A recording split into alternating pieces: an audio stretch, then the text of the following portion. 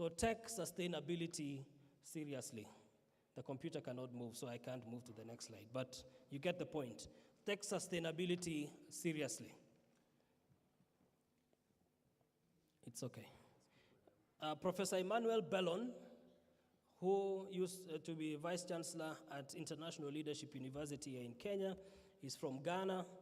He currently serves as Vice President of Scholar Leaders. He writes in a book titled Leading Financial Sustainability in Theological Institutions, The African Perspective. I also brought a copy of that book for the university. Leading Financial Sustainability in Theological Institutions, The African Perspective. He talks about the status of sustainability, of theological education in Africa. And he paints a graphic picture of many theological institutions in Africa today. And he says this, and I quote, "The carcasses of struggling institutions litter every corner of the continent." Is there a way out? He proposes this. These ailing institutions are still hopeful that somehow a contextually relevant remedy will emerge to set them on a path to financial sustainability. And so many institutions transited to university status in the hope of becoming sustainable. I doubt whether that worked for many. Many seminaries, that transition to university status, they are still struggling with sustainability, and perhaps because often education in general is subsidized. Education is subsidized, so you don't necessarily make money by having more students. The more students you have, the more money you need to raise to support those students. And so that is why many institutions that became universities are still struggling. So they need to think of other ways of sustainability. Things like start stream income. I'm on my way to landing this plane right now. That stream income, the issue of alumni associations, having strong boards, having strong executives, and so on and so forth. But also, there is also a proposal about alternative ways of education. Things like non-formal theological education. You have online education. You have so many other proposals. And even for theological education, there has been a lot of misgivings about online education. Can you really form a pastor using technology, using online means? I think with COVID, many institutions have come to realize that seminary education, online education is here to stay. In fact, others have pushed the argument that, this is from Kevin Smith, who is president of SACS in South Africa, that online education or e-learning will become the dominant form of theological education in Africa because it is more effective and efficient than traditional modalities. That is a very strong argument. The last one is about the curriculum. Many theological institutions operate as if they are training ministers for the church in the West. Textbooks, reference materials, online resources, and even illustrations are still heavily borrowed from the West. African resources are rarely used. Theological graduates struggle to make an impact because the education they received was not contextually based. And so there is a need to reimagine the curriculum. Think about the curriculum and its relevancy. I apologize, I still had one more point about quality assurance. That is a big point. Many of the problems related to educational and training of leaders can be addressed through quality assurance, especially for mid-level institutions, because universities like these already have accreditation from the government for Commission for University Education. But the Commission for University Education, the Kenya National Qualifications Authority, TVET, have no framework, and I am happy to be corrected on this, for accreditation of mid-level theological education. Mid-level theological institutions offering certificate, diploma, and a few have tried to offer bachelors have no accreditation. We have so many institutions across the continent, and yet these institutions produce pastors for the market every year. They will continue to train without any form of quality assurance unless they affiliate with chartered universities. But is this really a practical recommendation? One challenge, for example, with affiliation with the universities is on mission alignment and courses required by the denomination for ministerial formation. CUE, for example, requires a diploma program to be completed in about 2 years, whereas many theological seminaries offer 3 to 4 year seminary diploma program because of the courses that the church minister needs to take before ordination cannot be accomplished in 2 years. The organization that I serve, ACTI, has been offering accreditation of theological institutions since 1976, and yet many governments are yet to recognize ACTI accreditation because of some misunderstandings about the nature of theological education. We are in conversation now with CUE and with TVET and so many other entities here in Kenya about correcting that. So there is a need to support theological education, especially for mid-level, for smaller institutions that form the majority of institutions that train pastors for the marketplace. And I think there is also a role for a university like this to play that role of supporting theological education, even for mid-level institutions. And that's why I think it is really crucial for Kabrak University to strengthen its theology department and to work with even smaller institutions, institutions that have 30 students, 20 students, 50 students, and to help strengthen those departments. Because if we are really concerned about the mission of God and strengthening the church in that mission, then we need to bring smaller institutions that are struggling on board and to help shepherd them. Let me read the conclusion. Conclusion: Africa is now the epicenter of the Christian faith. What does this mean for how we educate the next leaders who will shepherd the growing churches? Quality matters because the health of the church and the transformation of society depends on it. We must offer the global world the best version of the Christian faith. If indeed we as the African church are the face of the Christian faith, listen to that. If indeed we as the African church is the face of the Christian faith, then we need to worry so much about the kind of faith we offer the world. Theological education will play a critical role in the shape and the shaping of that faith. In the shape and the shaping of that faith. Theological institutions need to provide a curriculum that is relevant, contextual, and balanced. And curriculum content and pedagogy, that's teaching, must reflect the new shifts in global Christianity and theological education. Otherwise, then theological education becomes irrelevant. I hope this has been enlightening despite some series of disruptions here and there. Thank you very much. Mr. Mutuku, karibu.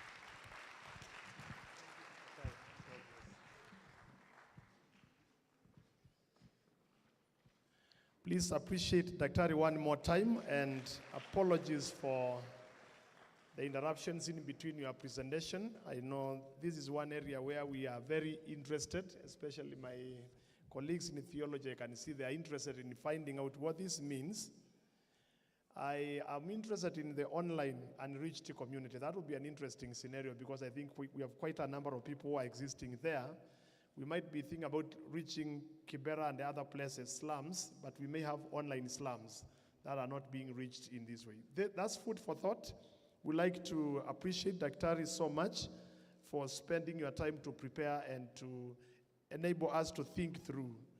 We will request at this point that we keep our questions, our observations noted so that we can interact with them later in this session. We are slightly behind the time, so we'll move a bit fast. We have 2 more items to do before we take our break, tea break. And that is to invite our Professor Ngala, for the Dean of School of Education, to give some short, brief sentiments and then invite the next speaker in the program so that we can have our keynote speaker shortly.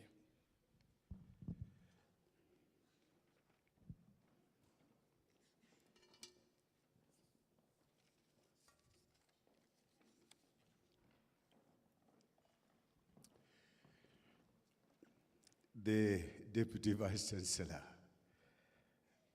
our Provost, the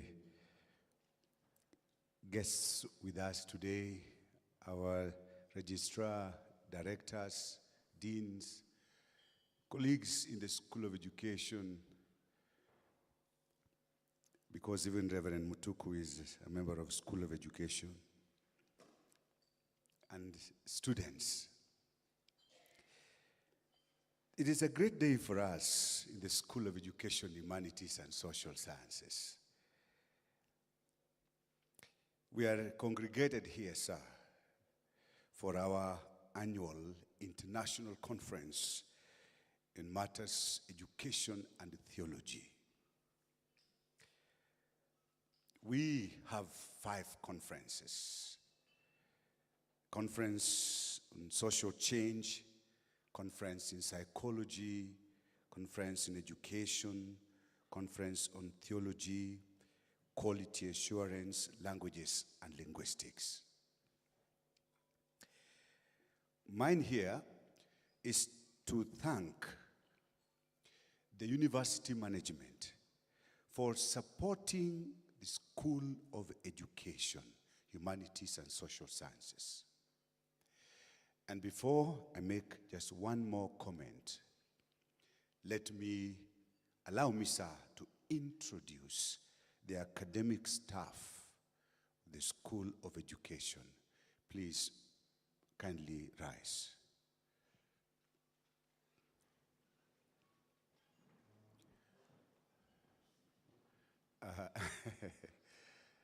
I see. The DVC, the Deputy Vice Chancellor, Academic Professor John N. Ochola, is a member of the school. Thank you, sir. The Provost, Reverend Professor, those seated, is a member of our school. The Registrar, Academics and Research, Dr. Anthony Somba, is a member of our school. The Dean of Students, Dr. Dorcas Gidaiga, is a member of our school. Professor Gladys Jeroboam Kipchon, Director DELT, is a member of our school. And so, I take it that way again. The far end, we have Professor Samson Moenga Masaki Omoyo, Professor of History. Please sit, thank you. The next is Dr. Japheth Kigen. This is a specialist in matters Christian religious education and of course theology. Just next, we have Dr. Richard Cherotich Muhindi, an expert in education management and leadership. Thank you. Next is Professor Betty Jeruto Tikoko. It's a professor of education management and leadership. Thank you very much, Prof. Next is Daktari Diana Mutono Mutuku, PhD in literature. Next is Professor Joel Kibos, Professor of Education, Communication, Technology, and even Curriculum. Next is Dr. Wilberforce Njeru, specializing in economics of education. Next is Dr. James Mudhama K, specializing in psychology.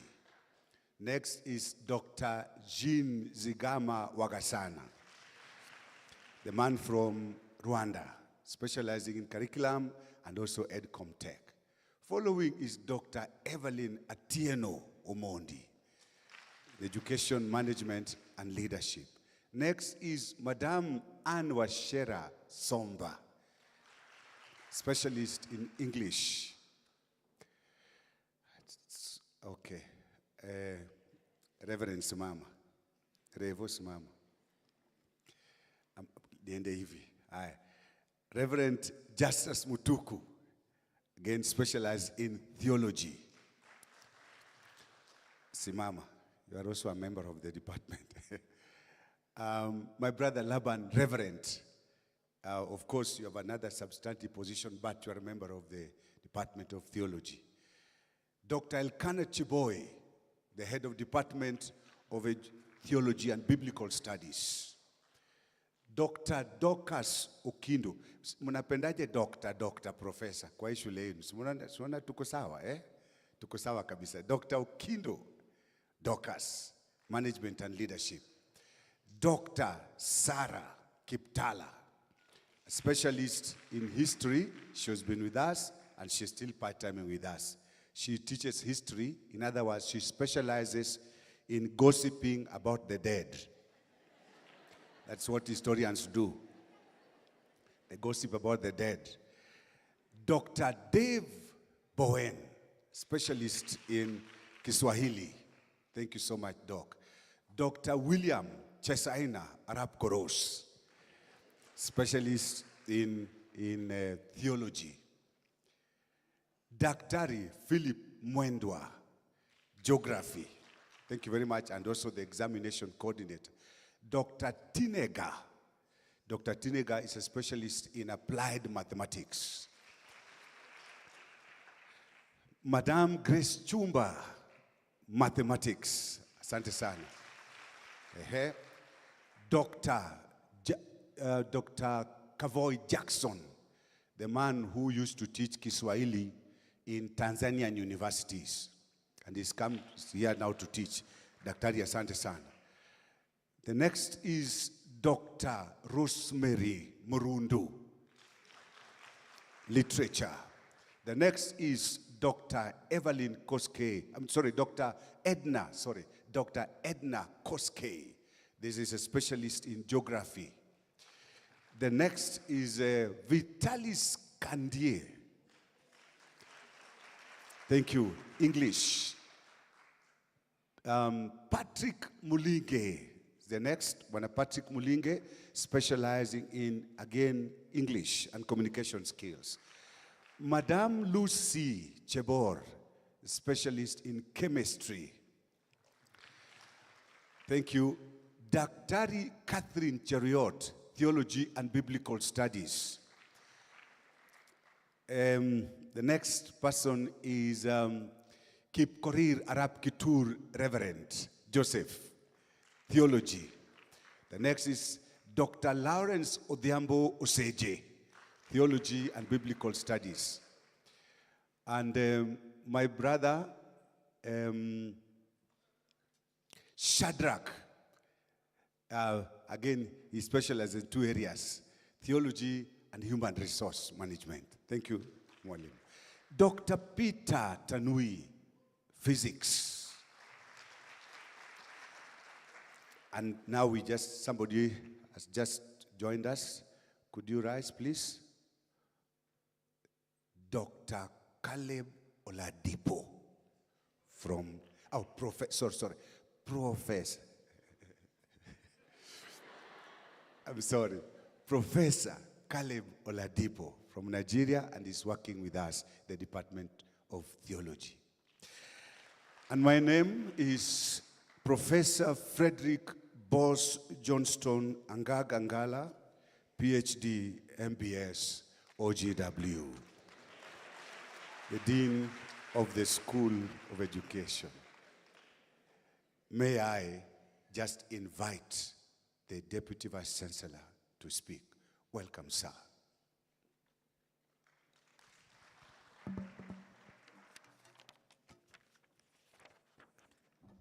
I've noticed, sir, that somebody's not introduced. I think she left. She was out. Please rise. Dr. who? Lydia Kobia Kanake, the head of department. Welcome. Yes.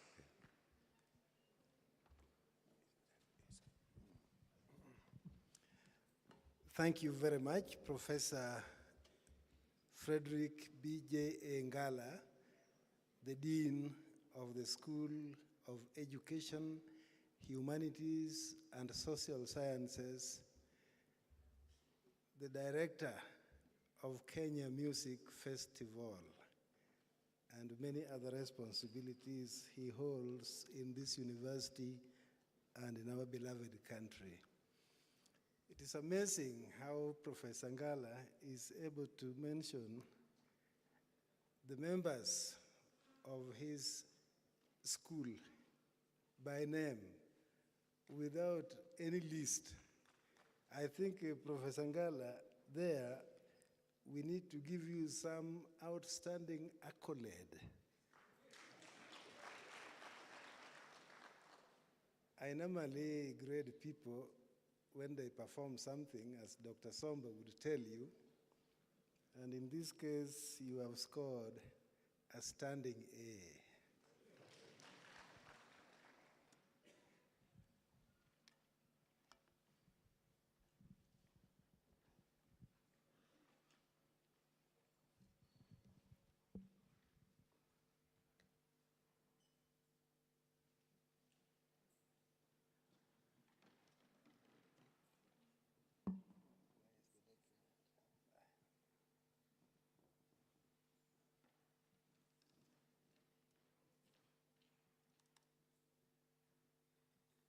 Irene, this thing is not responding. Oh, there we go.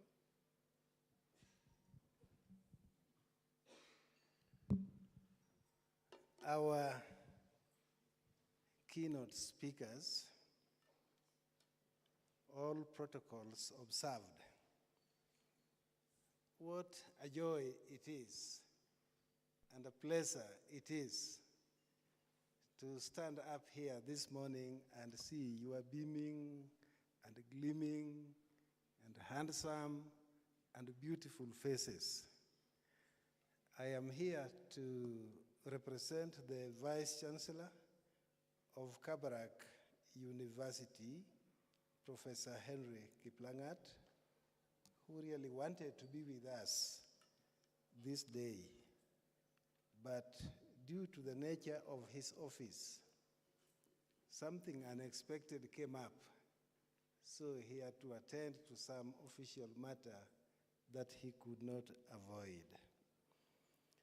So kindly receive apologies from our Vice Chancellor, and at the same time, receive his warm welcome to the university. When Professor Frederick B.J. Engala was introducing his troops, there is a gentleman that he also introduced, and I would like to add just a little bit on what Professor Ngala mentioned about him. This is Professor Caleb Oladipo. Professor Caleb Oladipo and myself, we have come a long way. When I was at Baylor University in Texas as a professor there, I found Professor Oladipo in the faculty of that university.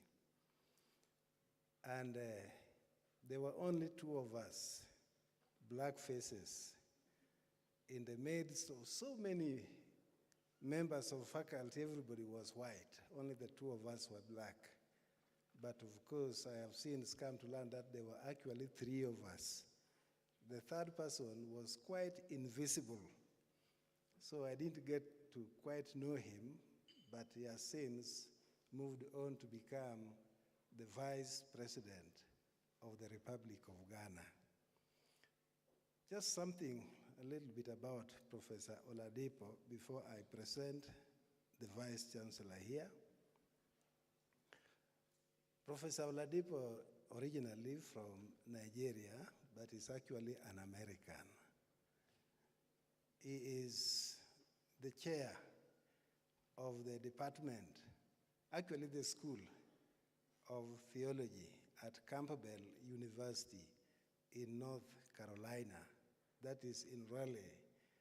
All of you who may know, those of you who may know a little bit about North Carolina, you know that is the home state of Billy Graham. So, and particularly Raleigh, where Professor Oladipo lives and works, is the home state of Billy Graham, the great evangelist. And Professor Oladipo also happens to be an authority in world Christianity. I remember when I met him at the airport, when he flew in, we had to pay homage to my former institution where I was the academic dean, Africa International University.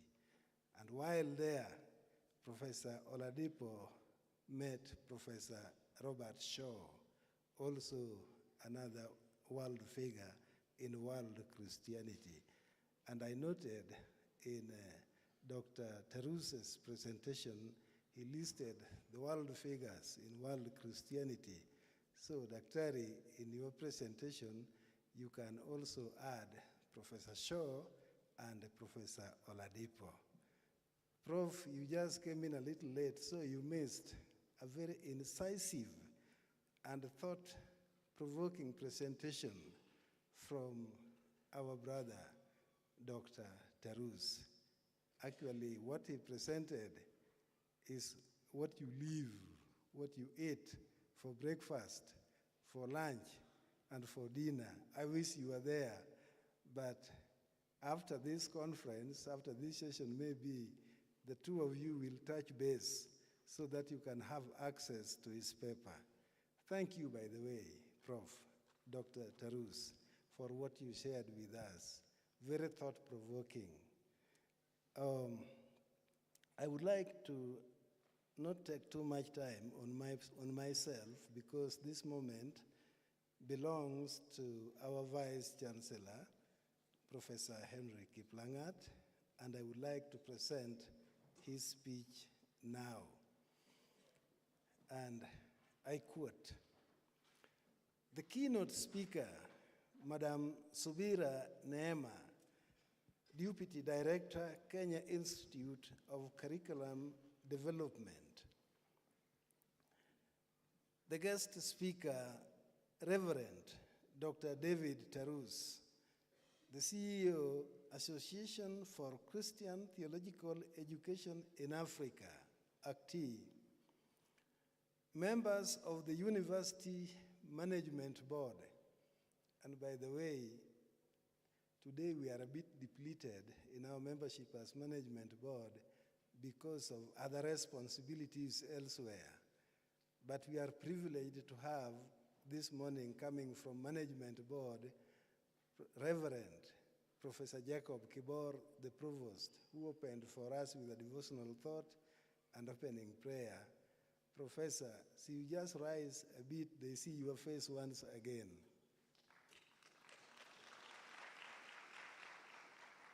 Another member of management who is with us is Dr. Anthony Somba, the registrar in charge of academic and research. And then another member of management with us is Dr. Dorcas Githaiga, the Dean of Students. And I've given the apology from the Vice Chancellor, apology also from Professor Ronald Chepkilot, DVC, in charge of administration and finance, and apology from Professor Simon Kipchumba, the registrar in charge of administration and human resource, and apology from the finance manager, Mr. Gideon Langat.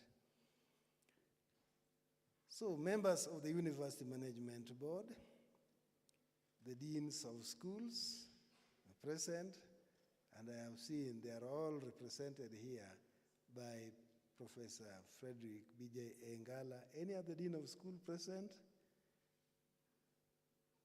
Okay, they are all in you. Thank you. The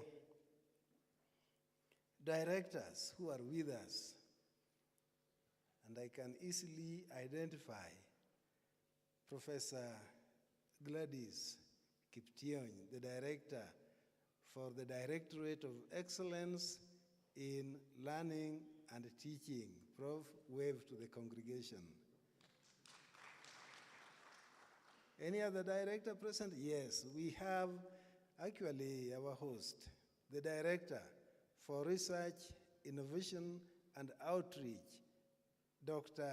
Moses Thiga. This gentleman, he just came from Addis Ababa and then from South Africa and other parts of the country representing the university in those places. Dr. Wave. Any other director present here? Okay. And then we have with us, these are from the Vice Chancellor, the members of faculty who have been ably introduced by Professor Ngala, all conference participants, all our students in the hall, very distinguished guests, ladies and gentlemen, the Vice Chancellor says, good morning. I take this opportunity to welcome you to the 13th International Research Conference at Kabarak University. The home, you know, we saw the music team here, the choir, the performing groups, academics, research, innovation. Kabarak University is the powerhouse for all of that. So the Vice Chancellor says this week's edition of the conference is being hosted by the School of Education, Humanities, and Social Sciences.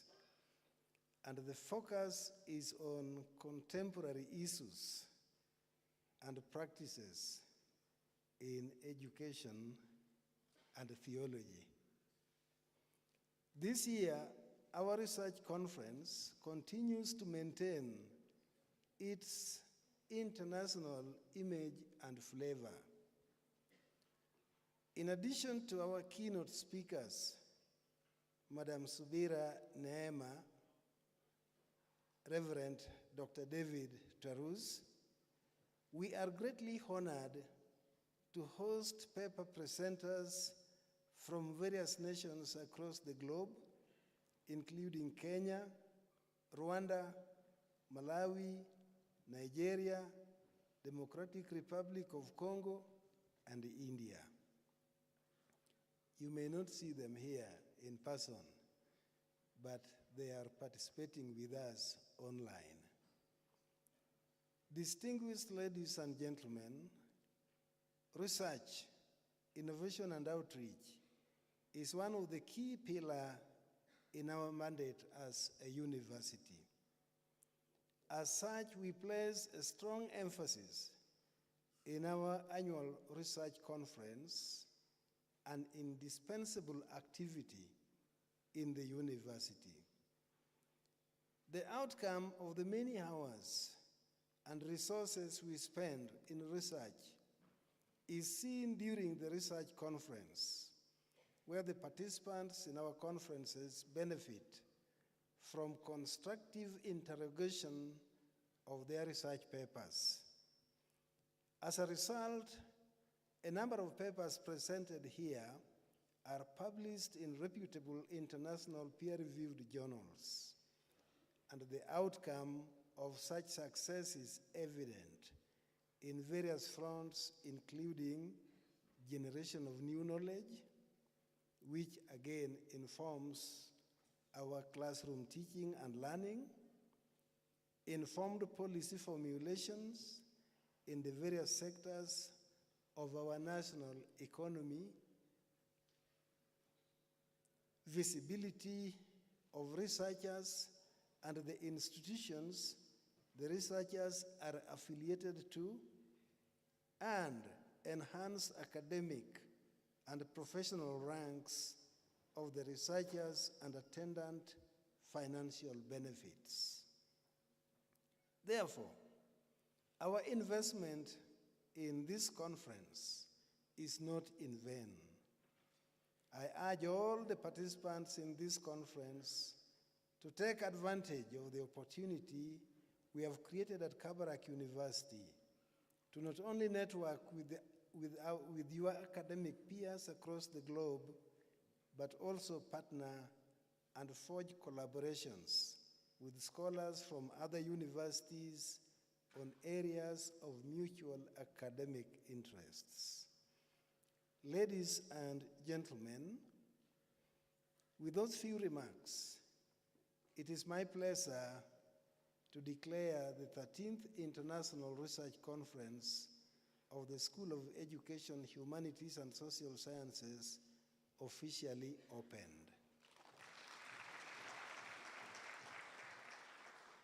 End of quote. Professor Henry K. Kiplangat, PhD, MBS, OGW, the Vice Chancellor of Kabarak University. And then the Vice Chancellor does not stop there. He continues to introduce our keynote speaker and our chief guest. Our keynote speaker is Madam Subira Neema, the Deputy Director, Kenya Institute of Curriculum Development. Madam Neema holds a master's degree in linguistics from the University of Nairobi, Bachelor in Education degree, a diploma on trainer of trainers from the Goethe Institute in Germany, and a diploma on curriculum development from UNESCO IBE. Madam Neema is a curriculum expert in charge of the development, implementation, and review of curricula and curriculum support material. Madam Neema has served several years of experience as a master trainer on curriculum-related matters. And Madam Neema is the deputy focal person for the secondary education quality improvement project funded by World Bank since 2017. This project is funding the CBC curriculum reforms in Kenya. Madam Neema is also the Deputy Vice Chairperson of Kenya Music Festival, and we know whom the chair is. Madam Neema has served as a member of the Presidential Working Party on educational reforms in this country. So ladies and gentlemen, we could not find a better person to address us in this conference as a keynote speaker, a person better than Madam Neema. And I would also like to add to what the Vice Chancellor has mentioned here, that Madam Neema is not a stranger to us at Kabarak University. She has been here with her team from KICD to train us in matters CBC, and she did an excellent job with her team. And from that training, Madam, I can assure you that we are implementing CBC in this university. So thank you for coming back home. We are grateful that you were able to make it. So the congregation, let us put our hands together as we welcome Madam Neema to the podium.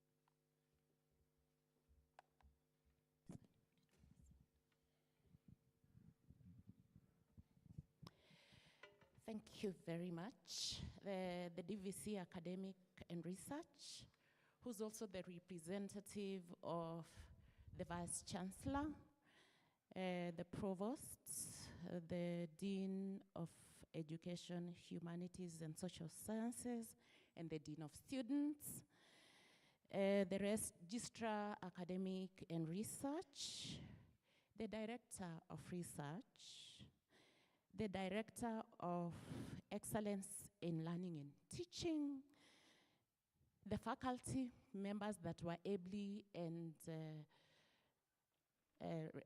introduced here, invited educationists. I know that we have principals of school around, students, ladies and gentlemen, good morning. Good morning again. I'm truly delighted to be here, and allow me to first relay regards from the CEO KICD, Professor Charles Ongondo, who is also a very good friend of this institution. When we talked this morning, he asked me to pass his regards.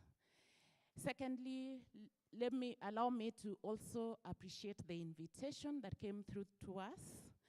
I come here as a representation of the Institute as well, because in the working party, I was actually representing the Institute, and the warm welcome we have received this morning. Allow me to also say that Kabarak is actually an institution we have partnered with a very long time. During COVID, this was our home. We were here for a very long time as the fraternity of KICD with the panels we work with to develop curriculum, because then the ministry felt it was important, regardless of the COVID that was raging then, for us to find a place that was safe for us to continue developing the curriculum. And Kabarak was identified by the Ministry of Health as the place where we could then continue as the whole country was under lock. And so we thank you very much. And I can see a number of faces here that we kept engaging with. Also, allow me to appreciate and recognize in a special way Professor Ngala. Professor Ngala is actually my boss twofold, as I was telling Professor Achola, that number one, he actually sits in the academic committee, one of the validation panels of curriculum at the KICD. So once myself and my team develop the curriculum, then we take it through a validation process, and Professor Ngala is an extremely important person in that process, and we actually know him as the guru of rubrics.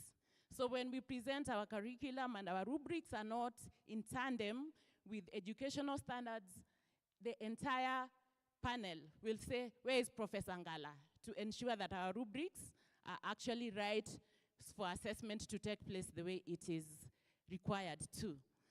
Professor Ngala this year joined us. I have been a member of the Kenya Music Festival Executive Committee. I'm serving in my second term, and Professor Ngala is now my boss as the chair, and I deputize him with a colleague from KU. So we have had a very long relationship in the performing arts as well.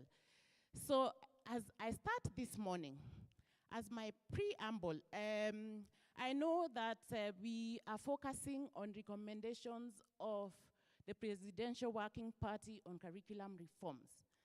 But in view of this conference, I sat and I asked myself, how do I ensure that I'm aligned to the conference? And therefore, you will see that I will not focus on all the recommendations because the document is available for us to read. I needed to be in the same voice and spirit of the conference. And therefore, you will see that my presentation will have some more weighting on research with regards with what was discussed, but in cognizant of the fact that we also have amongst us educationists, students who will be getting into the field of education, and managers of basic education institutions, I will touch a little bit on those issues. Therefore, my presentation will take this path. I will start with the introduction where I'll just lay the background, but of essence too is looking at where we find ourselves as a country, but also in the global world, the 21st century, and what the 21st century then stands for, and how we fit in that globalized world. And I'll try to lay a foundation as I link it to the discussions that then went on in the Presidential Working Party and the recommendations that were made and how those recommendations then sit with each of us collectively as educationists, but individually depending on the role you play within that context. And finally, I will give you a challenge as Kabarak University, and I would like to see how this challenge unfolds, and I would like to follow up. And to just say that even as we were discussing with the CEO about this challenge, he said we can hold you responsible, and I hope we can do that. Thank you very much.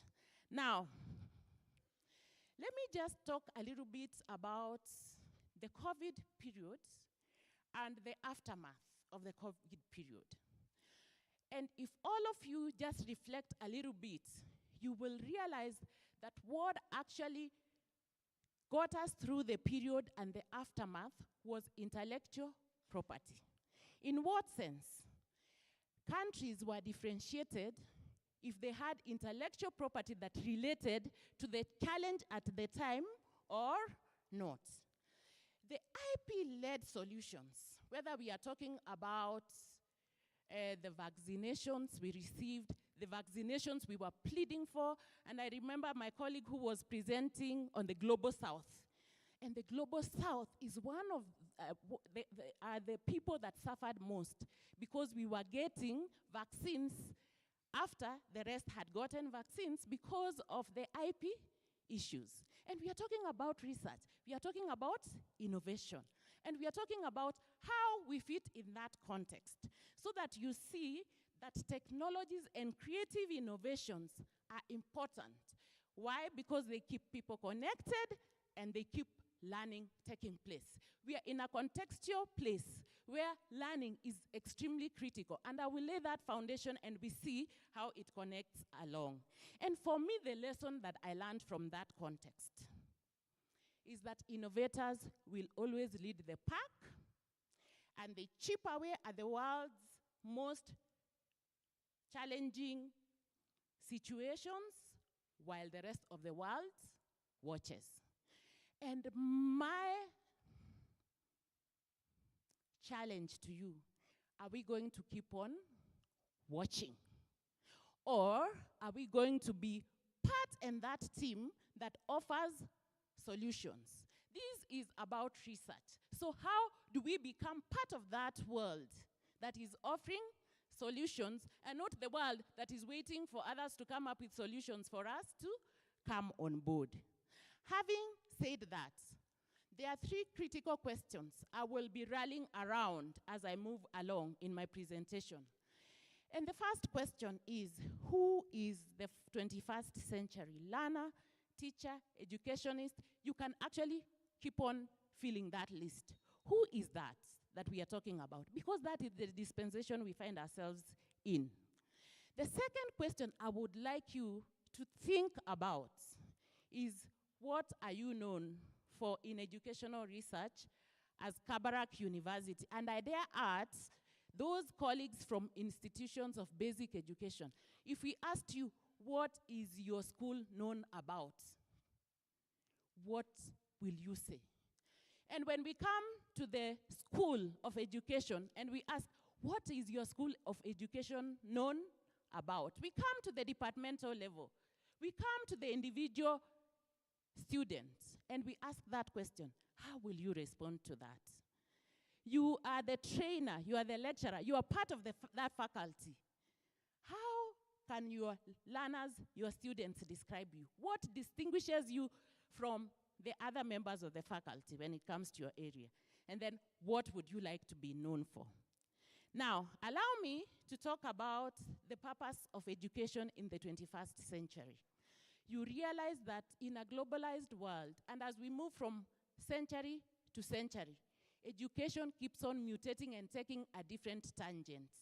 And when we look at the 21st century, it is important for us to know that we need a different orientation altogether. Why is that? Because now we are living in very complex societies. We live in a natural environment, but we also live in an engineered environment. And there are very complex challenges that are coming as a result of we becoming a globalized community, a globalized world. And for us to survive in that world, then it becomes extremely important for us to get essential tools, essential skills that will enable us to live in that world, work in that world, but also learn in that world.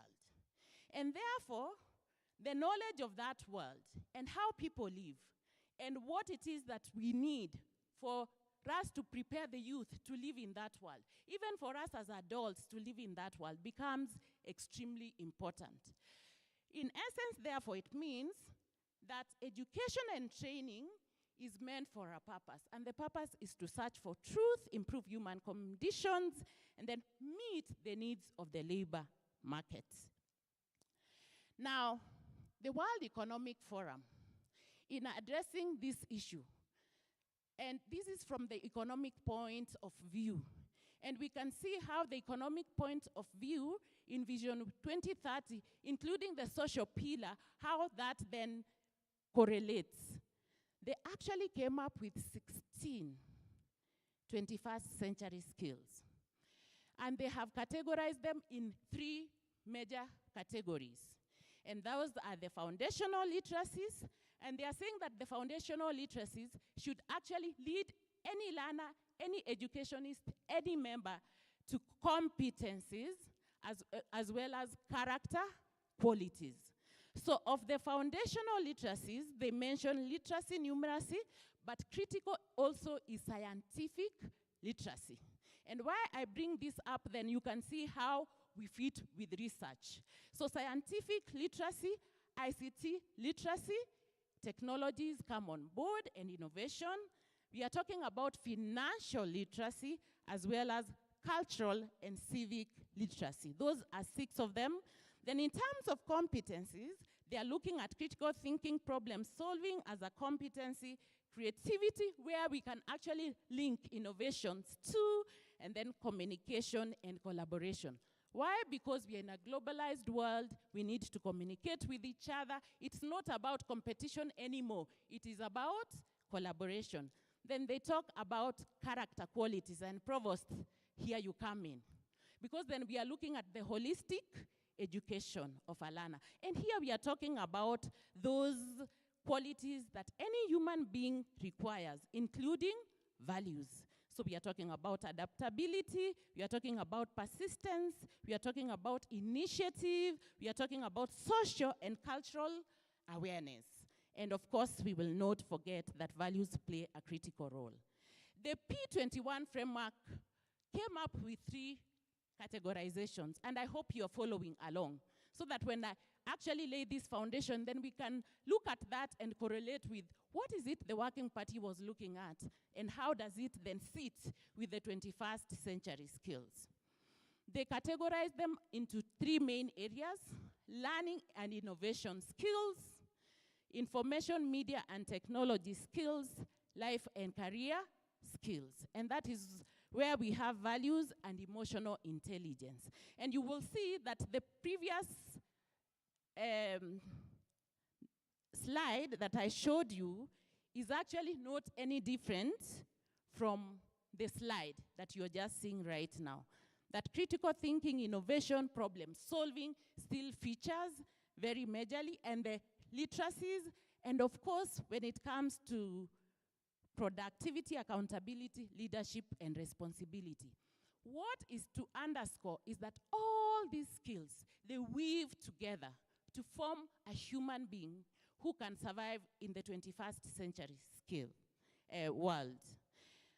I like this very slide, and you may have seen it. At KICD, we actually use it a lot. For me, it actually presents, I use it as an analogy. This looks like cogs of a wheel. When you look at a wheel, it is those cogs that actually make the wheel. And if one of the cogs is not there, then the wheel cannot rotate. And therefore, when we look at the 21st century learner, the 21st century human being, they need all these cogs, whether it is self-directed, whether they are innovators, they are financially literate, they are literate in information and media, they are civically engaged, and you will see how that comes on board. They become collaborators, they become critical thinkers and problem solvers. All these then form that wheel, and that wheel will keep on rotating.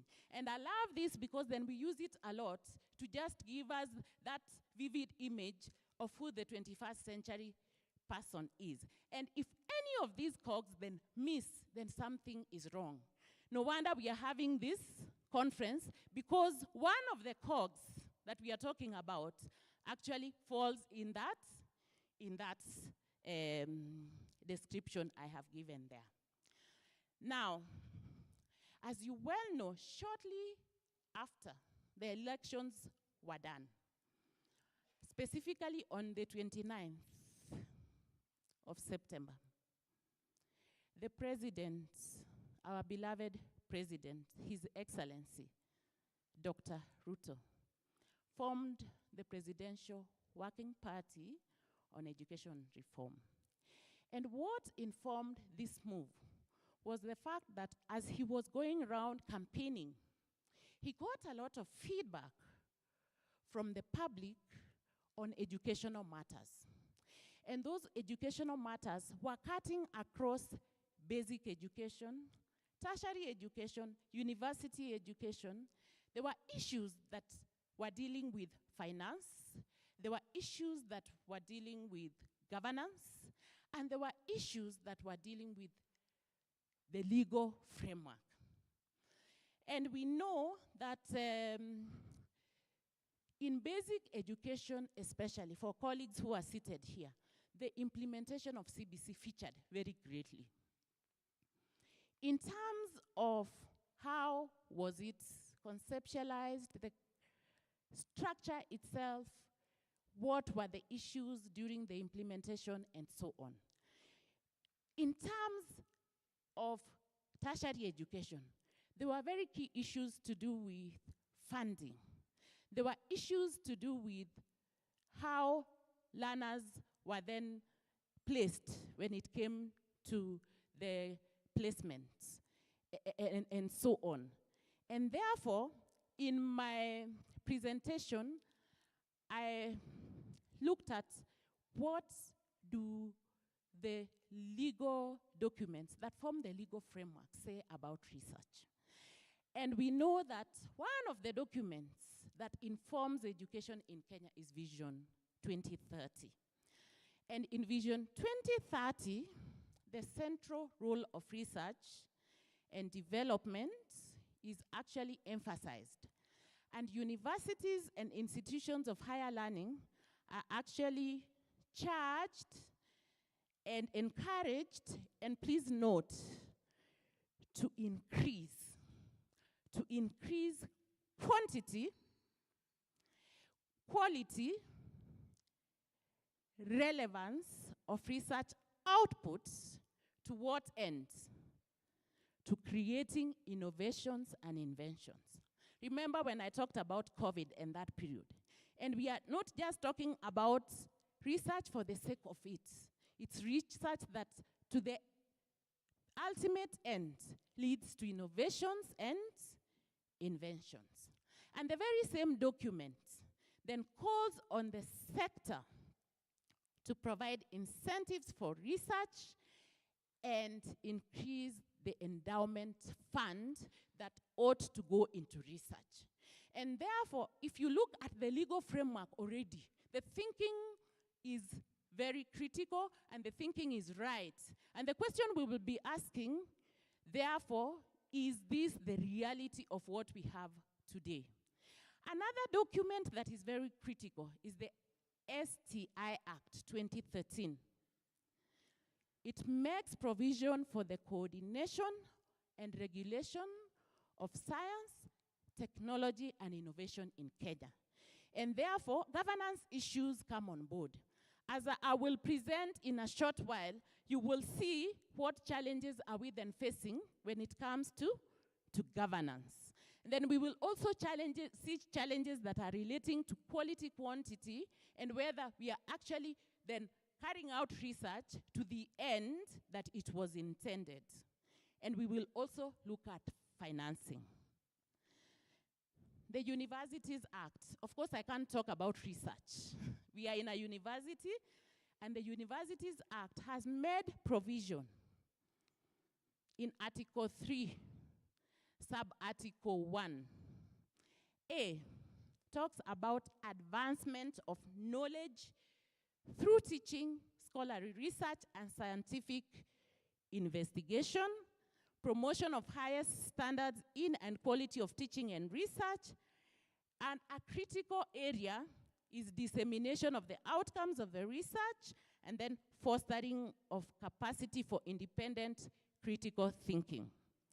Now, among students, and that's why we are seated here. So we have students, we have faculty as well. And the question I'm asking, is this just rhetoric or reality?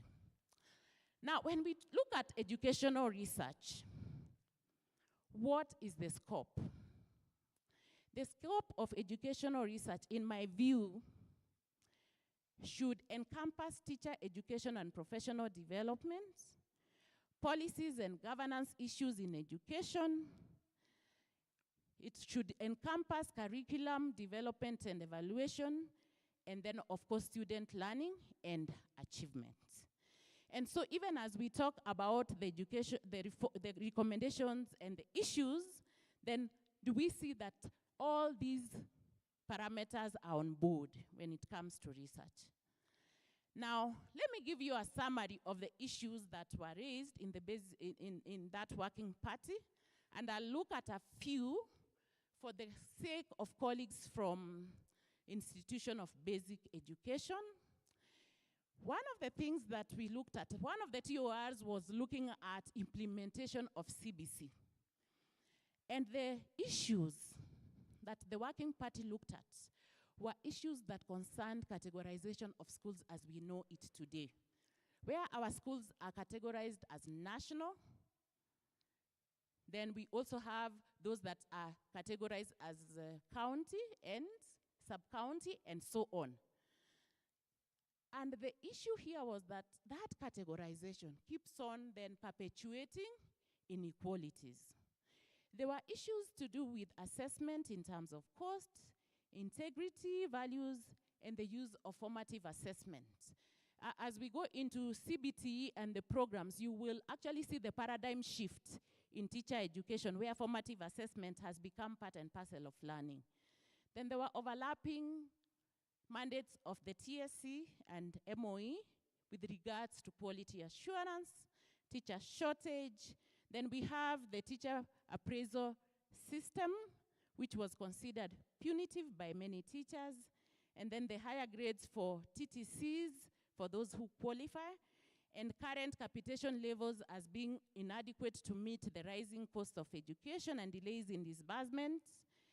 And when it comes to bursaries and scholarships, that was also mentioned, and infrastructure. And therefore, in terms of basic education, for those of our colleagues who are here, what you ought to note is that capitation has been improved, and it has taken care of all the levels, pre-primary, primary, junior school, and senior school. And you can look at the document and you look at that. But what is also important, they have actually introduced what is called a minimum package for education for infrastructure to take care of infrastructure that is lacking. And it was based on various models. And for each of the levels of education, they have provided that funding. And what I will ask you to do is then to look at that report and see what then is available to you. In terms of categorization of schools, and for those principals who are here, can I see you by the show of hands? schools are now going to be categorized. Once we phase out the 844, schools will be categorized according to the pathways. Therefore, for you, what you could start doing from the word go is to start identifying your school with a pathway. So if you are going to take the 3 pathways, then you must start seeing what is it that you can run away with, looking at the infrastructural dispensation of your school. For instance, if you are heavy on the STEM pathway, start packaging your school and investing in infrastructure that will move the STEM pathway. If your school is then gifted in performing arts and visual arts, please start redefining your school so that it is that model school in the performing arts and so on. We know that the social sciences actually cut across.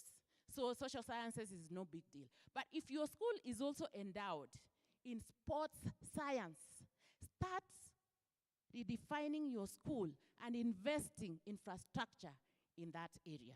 And that will be the critical thing that, and the go home with, I live with you. Now allow me to come back to the focus of this conference. When you go to chapter 9 of the report, you go to from chapter 5, 4, 6, 7, 8, and 9. Tertiary education and university education. In Kenya, of course, we know tertiary education encompasses both the tertiary institutions, mid-level colleges, and then we have university education. The issues that come out, and Dr. Tarus talked about the first one, inadequate implementation of credit accumulation and transfer. Though that exists in the framework, what has come out very clearly is that the implementation of the credit accumulation and transfer and recognition of higher learning has not been implemented well within our universities because of the programs we develop. Our programs do not take cognizance of a learner, say, in the School of Education. We have a student who has done a diploma in education and would like to pursue a degree in education and comes to Kabarak University. Is there a way we equate the prior knowledge, the prior qualifications to determine then what is it they will be doing under the bachelor's program? Or do they just come and join the rest of the bandwagon that has come from high school and they are starting that degree program? And therefore, the question is, how do we ensure that prior learning is catered for in the manner in which we develop our programs at the university level? The second issue, and you relate very well with this one, is that Kenyan universities rank poorly in global rankings with regards to academic performance, but also in other issues. I actually went to your website and I looked at how you rank globally.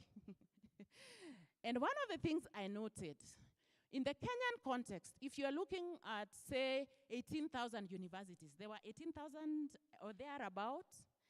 The first Kenya university was position 1,002, which was the University of Nairobi. So if you look at position 1 all the way to position 1,001, those are other universities from elsewhere.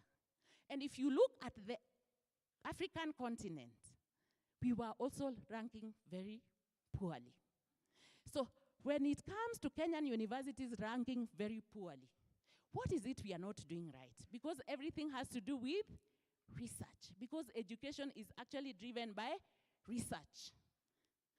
But what also I was very proud of, when I looked at the scientific index, and from this university, 62 members of academia were there. Can we clap for them? 62 of them. So despite the fact that we are ranking poorly globally, we are trying to get there. But from the top 1% to 49%, we didn't feature at all as Kabarak University.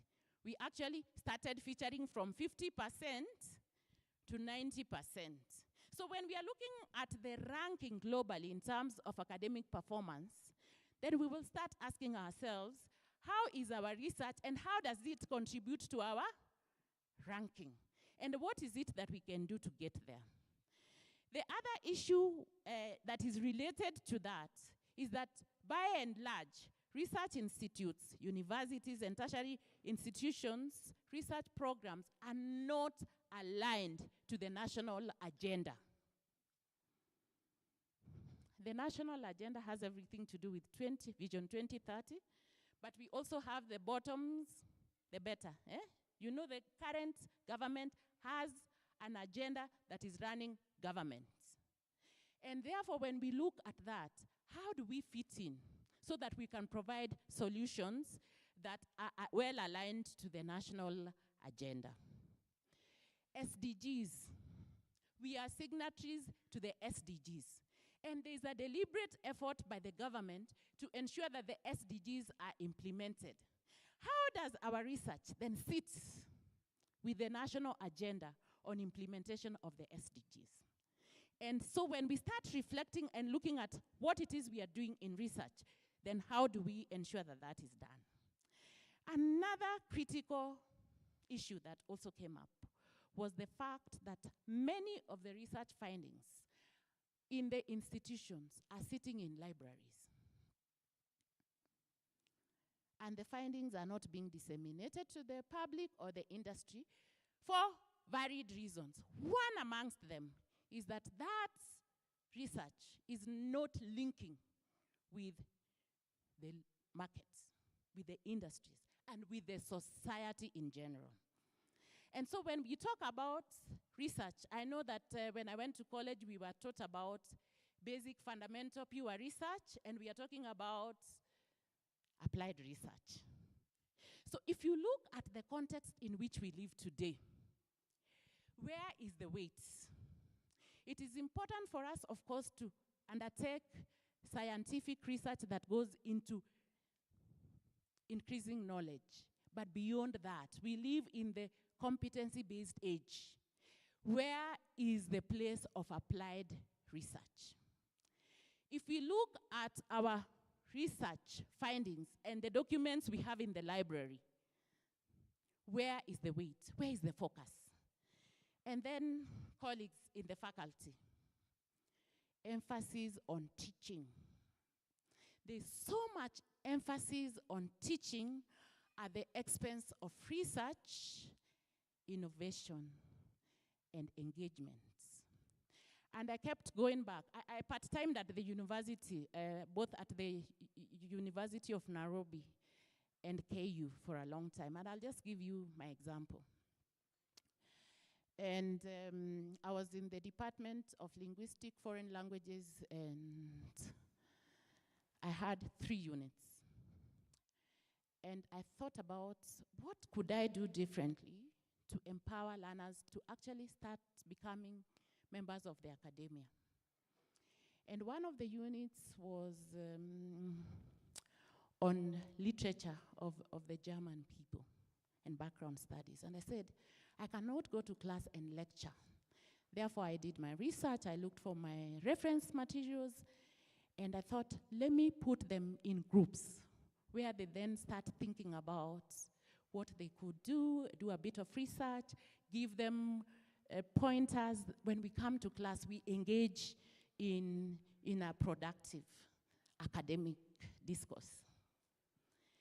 And when I did that the first day, they went to the head of department and they said, we do not want that lecturer. We don't want her. Please get us another lecturer. So the head of department asked, what is it? And they explained, this is what she's doing to us, but the rest of the lecturers are actually just lecturing. They come, they lecture, and we take notes and we go home. So I remember I was called and I was told, now the students do not want you, but you know, she was very, very diplomatic. She talked to the students and she said, actually that is the way we should go. It's only that we take a shortcut. If you look at how the basic education has conceptualized CBC and how we are laying the foundation for research, I'll be talking about that in a short while, where students are actually becoming critical thinkers, problem solvers. Inquiry-based learning is embedded in everything we do. And the students we will actually be transitioning to you will have had a foundation in that. And they come to the lecture hall at Kabarak, and as a member of faculty, you stand the way I am standing here, and you lecture. I am the keynote speaker, I am allowed to lecture. The CBC children at Tsunamis, they will come and they will tell you that is not how we have been learning. So how do we de-emphasize teaching and focus more on research and innovation, but also use research to drive teaching? So that then we are in tandem with the government agenda, we are also in tandem with the globalized world in terms of how education is conceptualized and what ends it meets. So that challenge featured very majorly. And therefore, it is incumbent upon us seated here to start thinking. And I know my colleagues from KICD have been doing a good job of just creating awareness on that, how CBC has been conceptualized and what implications those have. Professor Ngala, I hope you will remind me when my time is up. What is also critical that has come up is the inadequate funding allocated for research.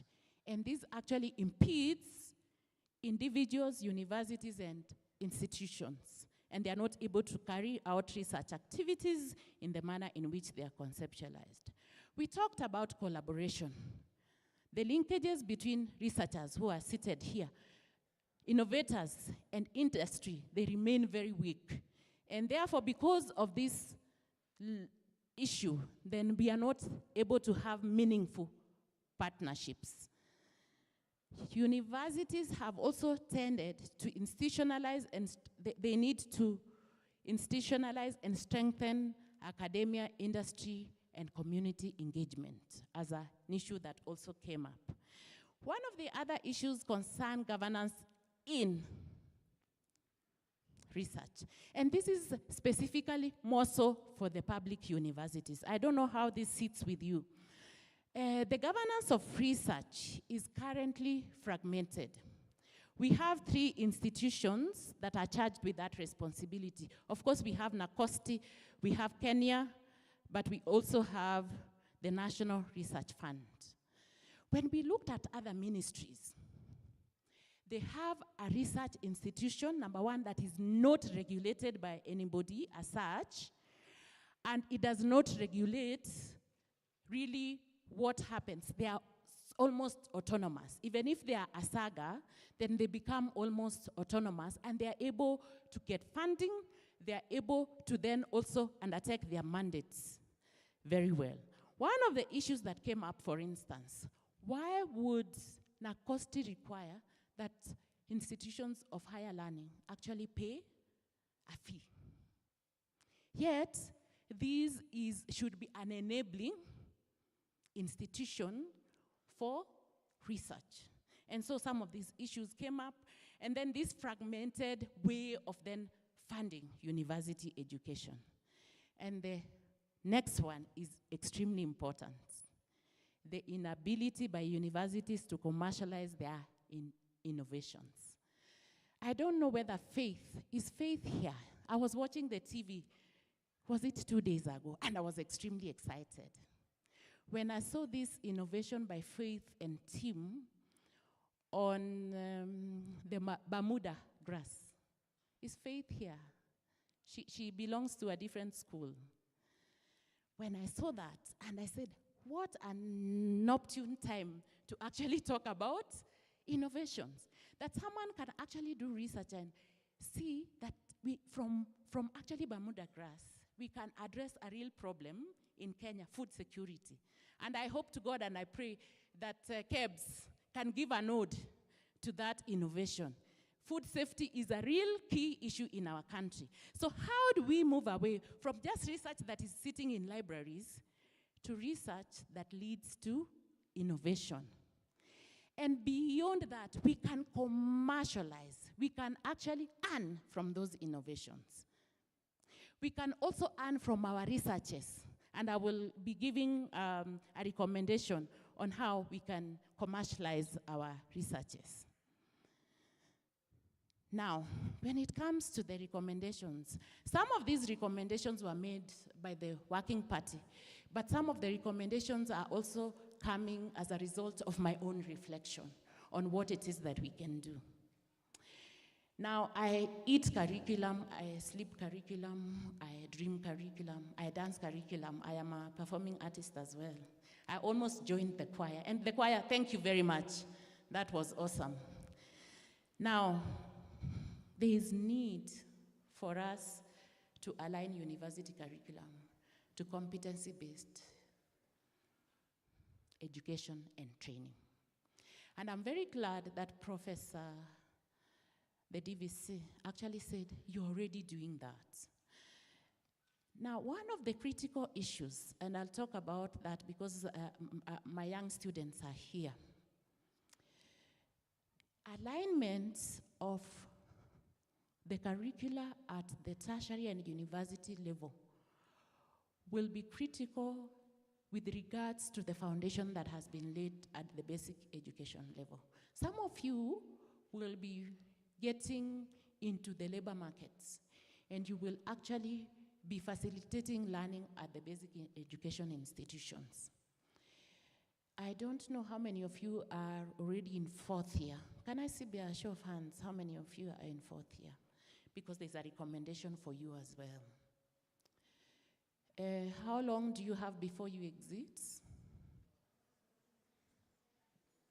Can someone shout? 3 months. Because now then I will tell you what has been recommended for you. Now, the competence-based education and training focuses on those 21st century skills I was talking about. And it's important for you to ask yourself, when you look at the training you have undergone, and looking at the labor market you'll be getting into, do you feel that you are actually well prepared to get into that world, to start preparing other human beings to live in the world I talked about? That is extremely intricate and full of challenges. And therefore, it'll be your role to enable those young ones to fit in that world.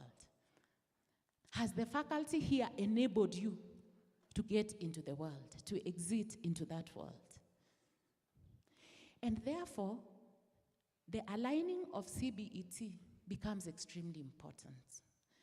Education and teacher management become extremely important. There's a whole chapter, and I will beseech you to actually read that chapter. Because of that, it has been recommended, please note this, that any graduate from schools of education will have to undergo a mandatory 1-year retooling program. 1-year retooling program. Because you have been trained, but the training is based on a different program altogether. Great, thank you. For you to fit into that labor market, therefore, it means that you must be aligned to the thinking that is already in place. So that 1-year retooling program. And therefore, we have been charged, both the universities, the educators, to think about how we do that. And I can tell you that I am working with the University of Embu. For those that are probably in 3rd year, 2nd year, and 1st year, they're already thinking about mitigation measures. We develop curriculum for the diploma levels, for primary education, for secondary education, where I really play a critical role. We have also come up with an upgrade program for those that have come from the certificate course so that they can be upgraded. So it is at your own interest to see how this works, and the university as well, so that you don't disadvantage our students who are exiting. So please think about how you can quickly mitigate that. The third years have time, the second years have time, the first years have time. How can you quickly then mitigate that so that we see what we can do? Some of the recommendations as well concerning teacher education, because you are teachers that are seated here, is that to professionalize the teaching profession. You will not only go through education and training in the pre-service, but also what we are calling the continuous teacher professional development, and it will be focused on the needs of the market and the shifts in education. Beyond that, there is a phase we are calling internship. If you look at all other professions, my friends, if it is law, we have the School of Law here.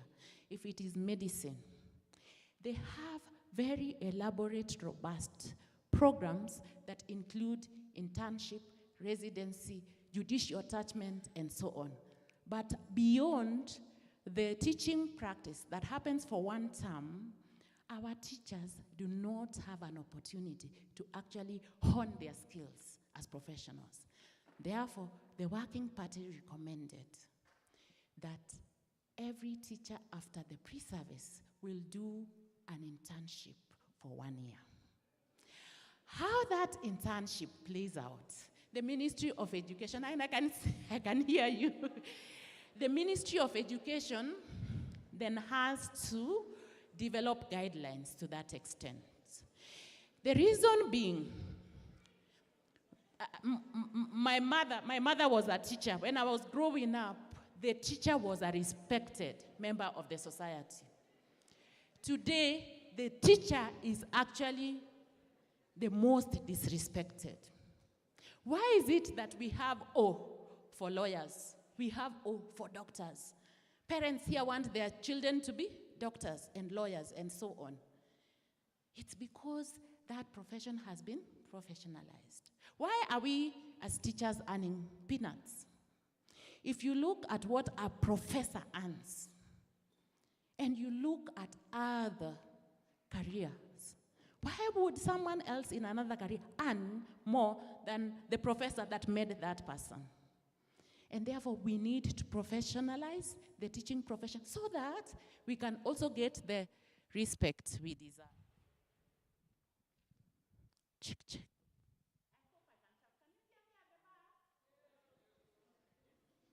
So when we are talking about CBET, that is what we are talking about.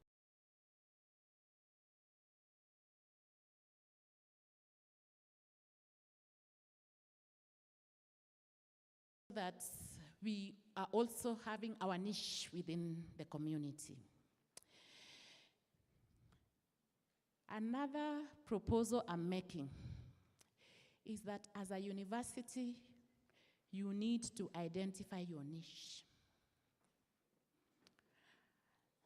A bias, an academic specialization by which you will be known by. Let me say again, when I went to college, undergraduate, during my time, if you said I am at KU, everybody knew you were actually taking education. Because KU was known for that particular specialization. If you asked anyone who came from Egerton, Egerton was known for agriculture and agriculture-related fields. If you talked about JKU Art then, it was known for technology. So what is this university known for? Actually, when I was shopping for a university for my daughter, it's one of those universities I shopped, but it was number 2 on my list because I looked at 2 things. What is the university known for? And what value system does the university have? So I ended up taking mine to Strathmore. Otherwise, I would have come here. So when you look at yours, if any of us asked you, what is Kabarak known for? And I want to propose that you must find a niche where you don't compete with anybody. You don't compete with the University of Nairobi. You don't compete with JKU Art. Name it. The university, if we talk about the Harvard Business School, it is the Harvard Business School. Harvard School of Law, it is the Harvard, yeah, everybody knows, even those that had never ever stepped there. We want to know Kabarak University by their specialization, regardless of whether I live in this country or not. And we attract international students to come and study here. By that niche, we have carved for ourselves. And so, what is that niche? And let me propose Professor Ngala, not because I have a bias towards that area, but because there's a huge, huge gap. Music and the performing arts is a niche that we have not exploited as a country, and maybe you may consider growing that area. Law, I know for a long time the University of Nairobi, but this university has also demonstrated that when it comes to the School of Law, I remember you even won the moot at some point. My daughter was doing law, so I was telling her, had you gone to Kabarak, then you would have been amongst those that are recognized. Winning the moot globally is no small feat. So if that is your niche, that is your area of so be it. So I'm proposing that you do that. Then schools and faculties of education should develop comprehensive faculty staff retooling programs. So I had mamas when it comes to students, but I have not had any mamas when it comes to faculty. Why?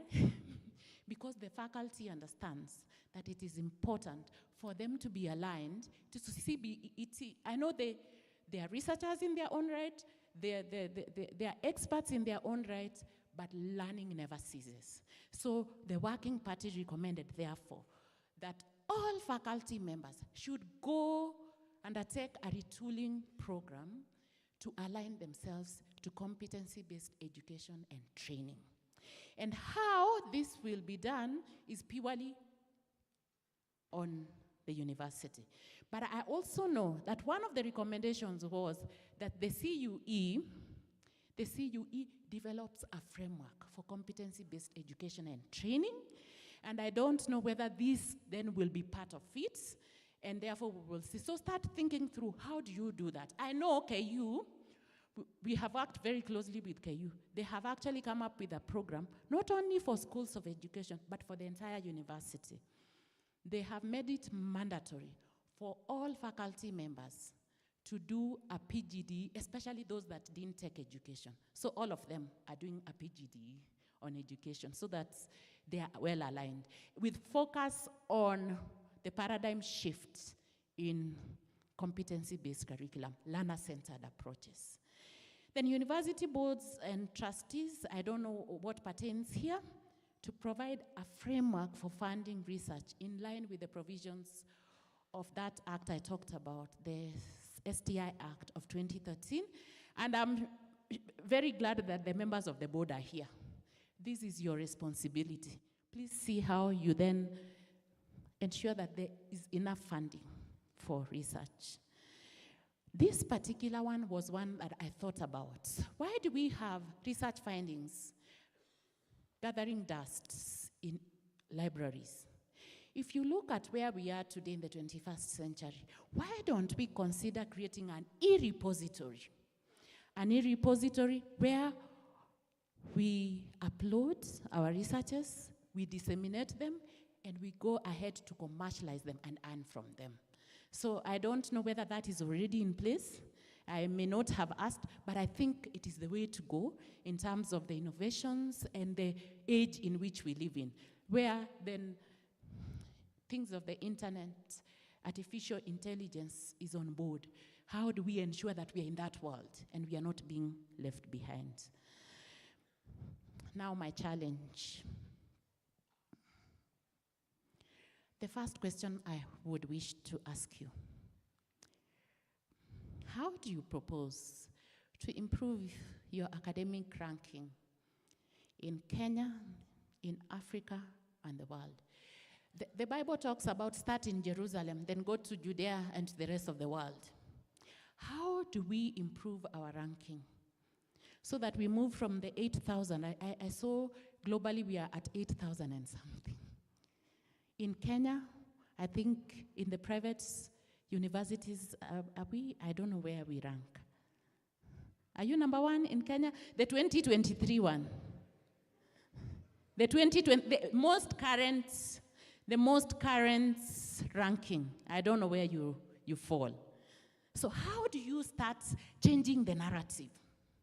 How do you start changing? And can I tell you, one of the opportunities you have is the new funding model for university education. Now there's no difference between a public university and a private university. And you can actually take advantage of that, because then you can attract many students into your university. Then we are looking at the IP. I'm talking about IP. How can you enhance that IP? Because your scientific rating, those scientists that were listed, the top 1%, the top 10%, this is where it is important for us as a university to feature in the first 10%. Why do we start featuring at 50%? So can we start thinking about how we change that narrative so that we are featuring from the very quality percentages?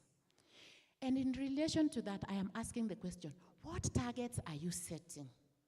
And these targets are immediate, midterm, and long-term. And this is where I hold you responsible, and I'll come back. And how do you propose to communicate these targets for collective responsibility? And I use the example of the NASA going to the moon.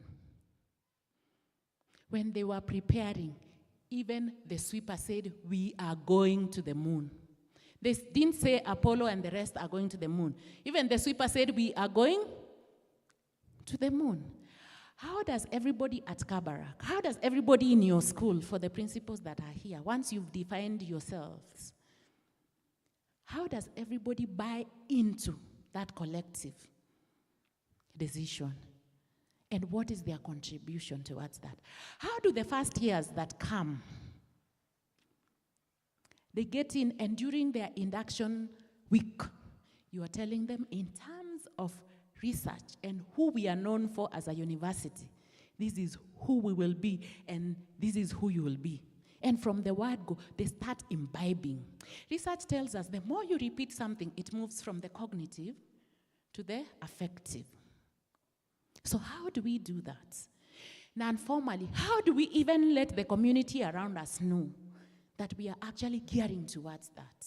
And I'll talk about that in my third challenge. My second challenge: what mechanisms are you setting to source adequate funding for research, both internally, and this has got everything to do with the framework you set in place, but externally as well, those linkages, those collaborations.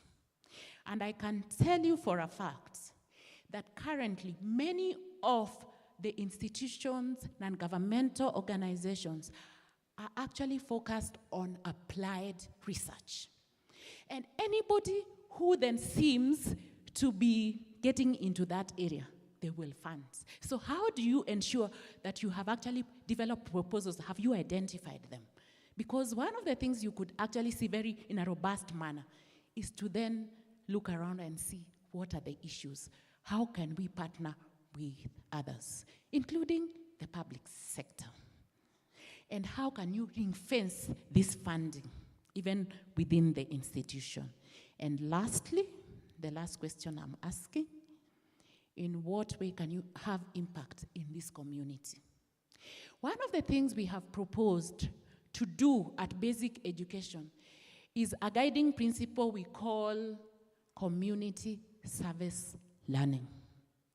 And we are starting with those very young learners from PP1 all the way to grade 12. And what we intend by this is that the learners can start recognizing that, number one, they are members of the community. And while they are in school, they are gaining knowledge, they are gaining values, they are gaining attitudes, they are gaining skills. These skills should help them individually, but should also serve the community. And we are socializing them, even while they're in school, that they can start looking around the school community and the community around them to identify problems that they could apply the skills and the knowledge and the values they have learned to solve, so that the community can feel their usefulness. At the same time, let the community come into the school and see that they can also partner with the school to enhance learning. And my question is, how can this university then apply the same at this level to solve the community problems so that they can have an impact? What is it that a member of this community will say the university has done to change this community? And we know that in the community, we actually even have those people who can come on board with linkages. They have the funding you need, and therefore they'll come on board. So this is where I am saying, regarding these three challenges, Professor Ongondo and myself will hold you responsible. We can't come here and make a presentation, and our presentation is or not. This presentation should lead to some action. That is what research is all about. For the teachers in the house, one of the things we've done in the professional courses, we have actually introduced action research, so that the teachers start seeing that they are actually problem solvers within the learning environment. And having said that, please allow me to end with this quote by Martin Luther King Jr. That the function of education is to teach one to think intensively and to think critically. Intelligence plus character, that is the goal of true education. And ladies and gentlemen, allow me to then come to the end of my presentation. May God bless you. I hold you responsible for the challenge I have given you. I wish you well, those that are exiting and those that are on board. We commit to work with Kabarak as the curriculum center to ensure that you're well aligned. And may God bless you. Thank you.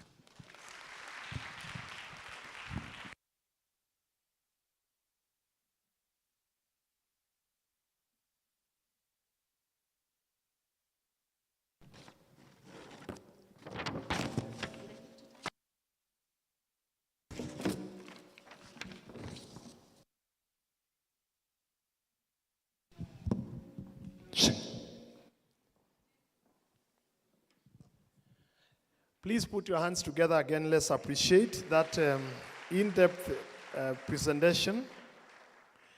I think there is a whole bit, a bunch for us to bite when we think about education. I like the retooling. I'm also thinking theologians and the pastors will still have the same to be done after training. They also go back for a bit of that. But I think the reality is we must agree that the world has changed. And the people we are reaching out are reading from a different script. And unless we align ourselves, I think that is where Mrs. Subira, you made a very strong statement there, and especially coming from the first-hand experience with what is going out there with the committee and seeing the dynamics of the change. I think that was very, very instrumental for us to be able to think through. We are just about to close these sessions, but I would like to allow for one or two comments because we have had tea for some of you set, but we'll combine that because of time. We just have a few minutes to close. Our program was supposed to end at around 12:20. It's now 5 minutes past 12. We didn't have the break in between, and that's okay because we'll have a break. And so I would like to ask that, I know there are some of you like to ask a question on the first presenter or the second presenter, and we can make quick reflections.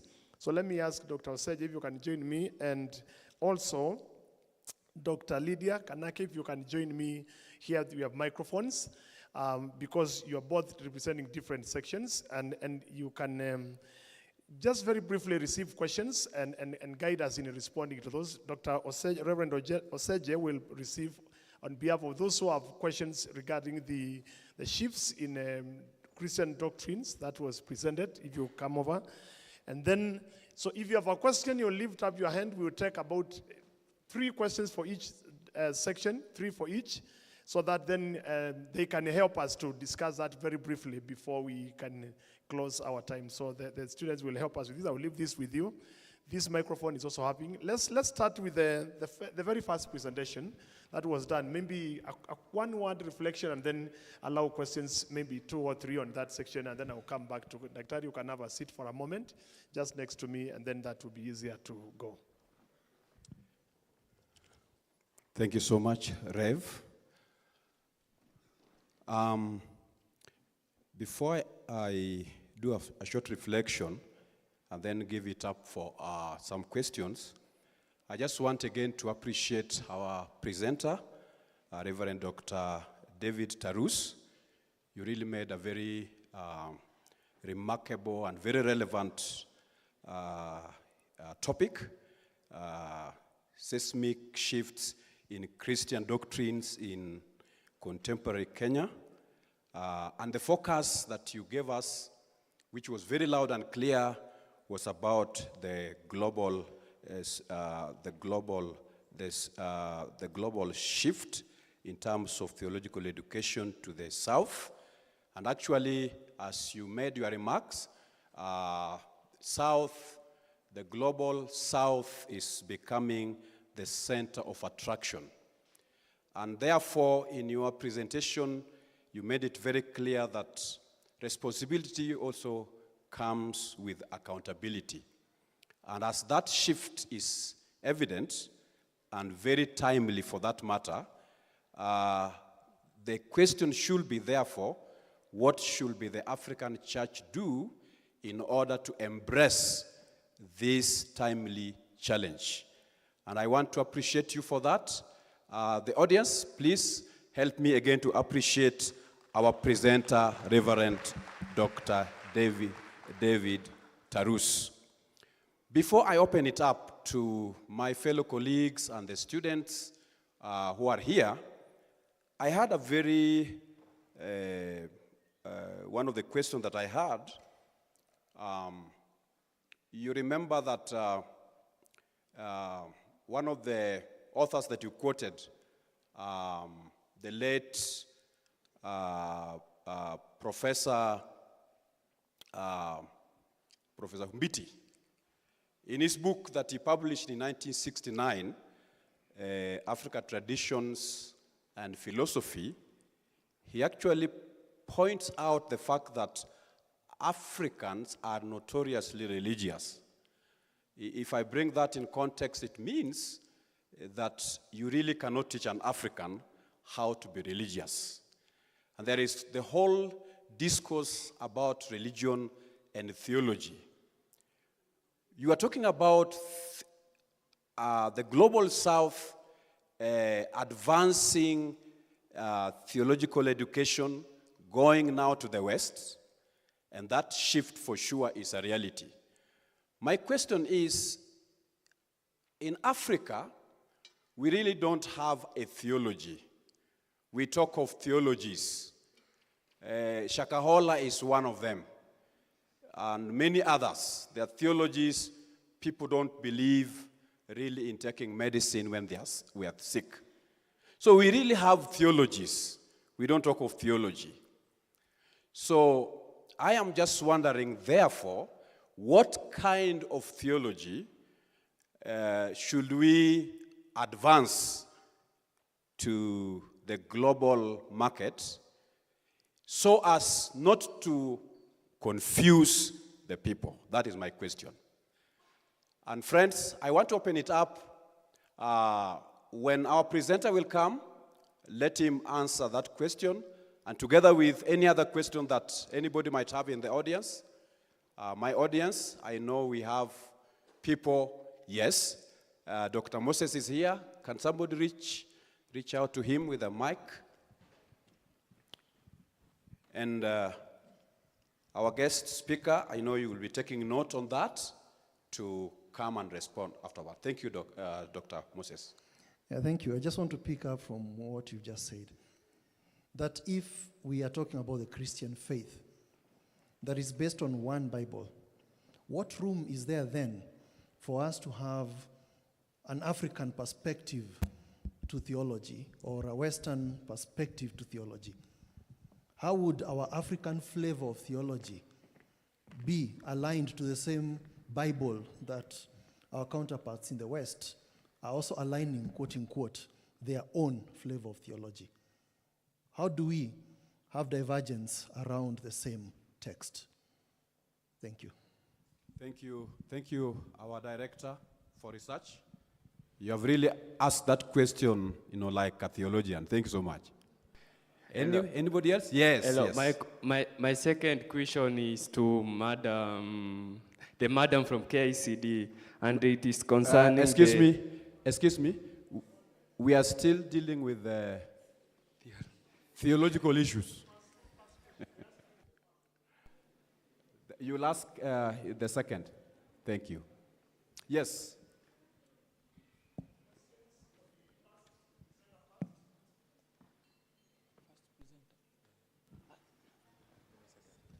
Any other question for the first presenter on the sheets? I saw a hand there. Thank you very much. My name is Christopher Nyakundi, a student in the School of Education, taking Kiswahili Geography. A human being is defined by three things. One is the language, two is culture, three is religion. Does Africa has a religion? That is my question to the first speaker. Does Africa has a religion? Okay, we have another one here. Okay. Yeah, yes. HOD. Asante sana. Thank you, Dr. Tarus, for the insightful presentation. I would like to ask to hear his views on African Christianity,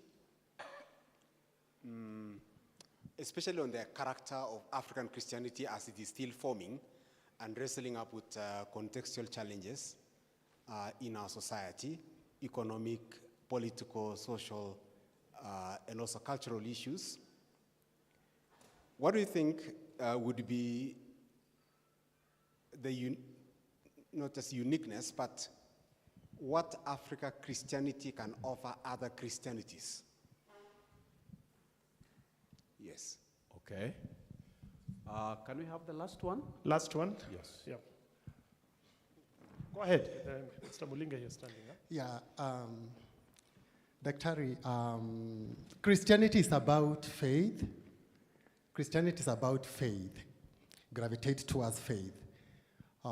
Whereas the African theology that you are talking about gravitates towards philosophy, as well as scholarship in the field of theology. Now, how can scholars be able to reconcile the nexus between philosophy and faith, now that we are anchored on the Christian faith? Amen. Last question. Okay. Thank you. History tells us that there is change and continuity, and things keep on changing and things keep on continuing. There are two things that you cannot divorce from human beings: reform and change and reform, and on and on. So the question is, at what point do you divorce Africans from their own religion, make them Christians, make Africa the center of Christianity, and then they become missionaries now going to Europe and other places to evangelize. Are they really going with Christianity as it was, or Christianity from an African perspective? Where do you divorce Africans and their religion and make them Christians? Excellent. Daktari, if you can join Daktari on the other side. Thank you. Then we will take the other speakers' questions and then we'll be done. Thank you, our speaker. Just respond to me. All right, let me start with the last one because I still remember that one. It's been a couple of questions. The issue of divorce of the Christian Africans from their Africanness and from their faith, and them becoming Christians and evangelizing or becoming the new missionaries, when you talk about the issue of migration, I don't think really we divorce. You cannot, that cannot happen. Perhaps the colonial project seemed to project or to indicate that that was going to happen when the faith was shared in a flavor that was Western and connected the Western culture with Christianity in such a way that to be a Christian was to be Westernized. And I think there's been a lot of scholarship in the past, starting from people like John Beatty, Professor J.N.K. Mugambi, and so many others that have actually talked about the issue of identity. And being a Christian does not mean that you are going to abandon your true self. And I think that to connect to another question that somebody has asked, I think the best gift that we could give the global church is to be true to ourselves and to read scripture from our own lenses, to interpret theology, wrestle with issues, whether it's theological anthropology, which deals with the question of what does it mean to be human, what does it mean to, to live in the context of all these realities from the African perspective, to read scripture and to do theology as an African and not abandoning your Africanness.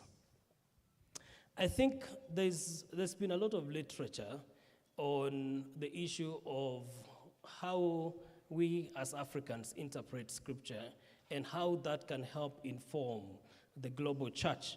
And one of those issues that has been contended or has been presented as a gift to the global church is how we read scripture from the practical lenses. We read scripture really practically.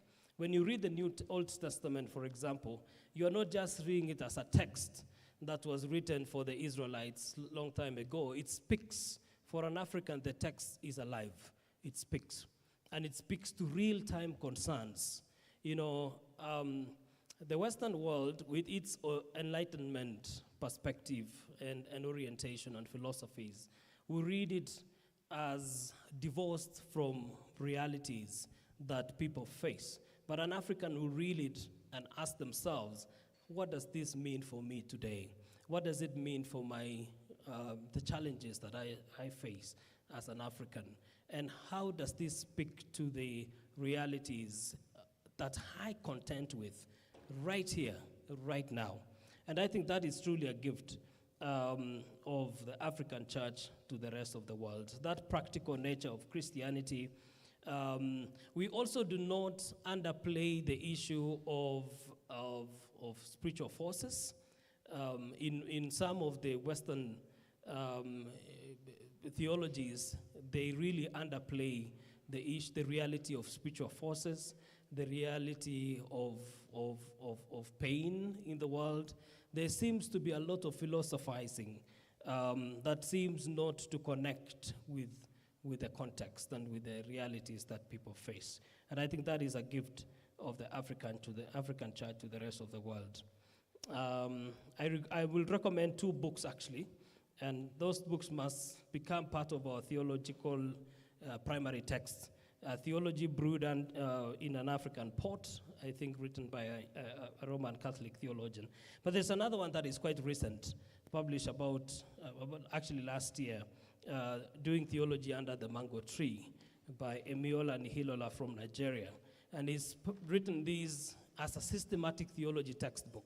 I think one of the key problems that we have faced in theological education is that our primary texts were all Western. You know, I read Karl Barth, I read John Calvin, I read Martin Luther, I read Erickson, I read Wayne Grudem. I never read John Beatty, except when I was doing a class on African traditional religion. And actually, even from my evangelical school, that was already it was a problem text. It was not a text that you say, read these and respond to it theologically. You are seeing it more from like, this is something that is bad. You know, you have to reference the other materials. And that actually, I think that has been addressed, and we need to really read our own African publishers, publications. What kind of theology should we advance to the global church? There is no one single theology. There are so many theologies, and I think, Dr. Oseje, you're right. There are so many theologies, whether it's theology of work, theology of suffering, whether it's theology of the human being, of God, of Christ. You know, we contend theology from different areas. The way my brothers in Nigeria would interpret, for example, the doctrine of Christ would be probably different from what Nyamiti did, Christ as an ancestor, or, you know, Christ as a king. My friend Okode from Scott University has done that, you know, doing theology, Christology, the doctrine of Christ, from the lenses of a king. Somebody else from Ghana would interpret it all differently. But all these diversities, I think, are really a beautiful thing. You know, we don't have to present one single unified theology for addressing something out there. What other question was there? African Christianity can offer the world. Does Africa have a religion? Of course, yes. I think there are so many religions. There are so many faiths of different people groups from Africa. And Christianity, I think, has been embraced as truly an African religion. It is not a Western religion. It is an African religion. It's an African faith. And I think one of our biggest tasks, and that came out from my presentation, was that we have to make this faith our own, and that would be a gift to the rest of the world. Then I think the issue of reconciling faith and philosophy, faith and learning, that's actually one of the biggest challenges of a university such as this, that is a Christian university. How do you reconcile faith and philosophy, faith and learning, faith and science? That remains always a task, but these do not necessarily have to antagonize each. We have to resource both for the sake of argument and for the sake of building a more robust engagement between the different disciplines that we have. I was just wondering, as you go, what is ACTI doing with now the new notions about CBC? Okay. Because are there any integrative efforts to bring that? Because ACTI cannot just confirm without doing... All right, thank you very much. So I serve with an organization called Association for Christian Theological Education in Africa. Its mission is to strengthen theological education through accreditation, through scholarship, which is research, and support services. The support services deals with building the capacity of institutions, the retooling that you mentioned. There's a lot of programs that we do in terms of training and retraining of faculty. We also do executive leadership, board development, and so on. But also one of the things that we are keen about is the issue of curriculum. And in terms of CBTE, you were talking about CBET, we reverse it. It's competency-based theological education. We have been part of the global community that is now re-looking at theological education through the lenses of competencies. And this is, you look at the kind of things that the pastor does in a typical week and ask yourself, how can this pastor be trained to be effective, to have these competencies that are required? So we've had consultations. I was actually talking to Madam Neema that we will need her support. We've had consultations. We had one 2 months ago in Rome. There's another one coming up again in February. It's about competency-based theological education. But also, we have added something else, which probably didn't come out in her presentation, and that is the issue of micro-credentialing. There are so many people now that are looking for short courses, bit-sized courses as part of retooling, as part of capacity enhancement. Somebody doesn't want to take the whole program, is just looking for short course, let's say, on COVID, or short course on IT, or short course on a specific area, and could be a very brief course, but those courses need to be credentialed or need to be certified. So that's micro-credentialing. So competency-based and theological education as well as micro-credentialing. So that is something that will come out even in theological education. And I hope that Kabarak University will play the role, especially the Department of Theology and Biblical Education, to be able to support mid-level. My concern really is with the mid-level theological institutions that operate sometimes as silos. They are not accountable to anyone. They are not answering to anyone. They are not part of the conversations like this. Kabarak is blessed because you have these annual conferences. But think about this, the hundreds and hundreds of seminaries across the country and across the continent that do not participate in any conversation. So they don't even know that some of these things are going on, and yet they keep producing people every year that shape the Christian faith and preach every Sunday and do discipleship and all these programs in the church. So we need Kabarak University, the department, to be involved also in shaping those conversations in mid-level institutions. Thank you, Daktari. Please appreciate Daktari for those comments. You reminded me of some of those are the ones the type we are seeing in Shakahola. That's somebody went through some backdoor theological in training. Never took any course. Interesting. There are many of those. But there's something you said I needed to make mention as you go to sit, that theology that will give hope must take seriously scripture, hermeneutics, and must accept to take seriously culture of our people, and must work with the dynamics of the day. That will be important. But for now, we would like to move on. I know Professor wanted to make a quick comment. We are quite time bound. Let me ask Daktari to come. We ask you to say something towards the end. There are a few students who wanted to ask questions on the line of the second presentation. One of the things you never knew, and Professor Ignatius may not have known this, during the COVID, I gave Holy Communion online. That was my first experience as a pastor. I had a team of 20 people. They bought their own bread. They bought their own whatever they wanted to take. And then on the screen, I was able to say, the Lord said on that day, take this bread. Shall we take together? Because we could not fail to participate in communion because we are not physically available to each other. And that tells you the dynamics of the coming days will be that even some of those, I saw in the CITAM, they had to do a new set of the elements so that once you hold it with the COVID there, now you can do it without anybody supplying for you. You unpeel the bread and you use the cup, and it's a disposable cup. The church is being shaken to think differently. How about the education sector? Let's move to that direction now. Thank you so much. I've just been asked to just take 2 questions. So I don't really know who is going to pose the questions, whether it is the student or the members of staff. But before that, let me take this opportunity once again to thank our keynote speaker, Madam Subira Nehema from the KICD. She is a guru in curriculum matters, and Madam, I would request that you become my friend and mentor me, because I'm in curriculum, and we are actually struggling with the reforms. So for our students, today is your day. Please don't go home with a question. I know our dean has requested for 2 questions, but I will beg that we don't allow any student to go home with a question, because this is the day that we have been waiting for. And I want to say that Madam Nehema has really raised several issues, very critical issues for us as the School of Education. And the first one that is really biting me is, what is our niche?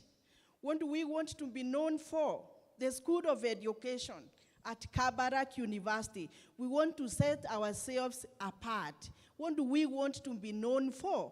So that we attract clients, we attract many, many more students. And from a discussion, I also got something that this is the 21st century where we need to collaborate and not to compete.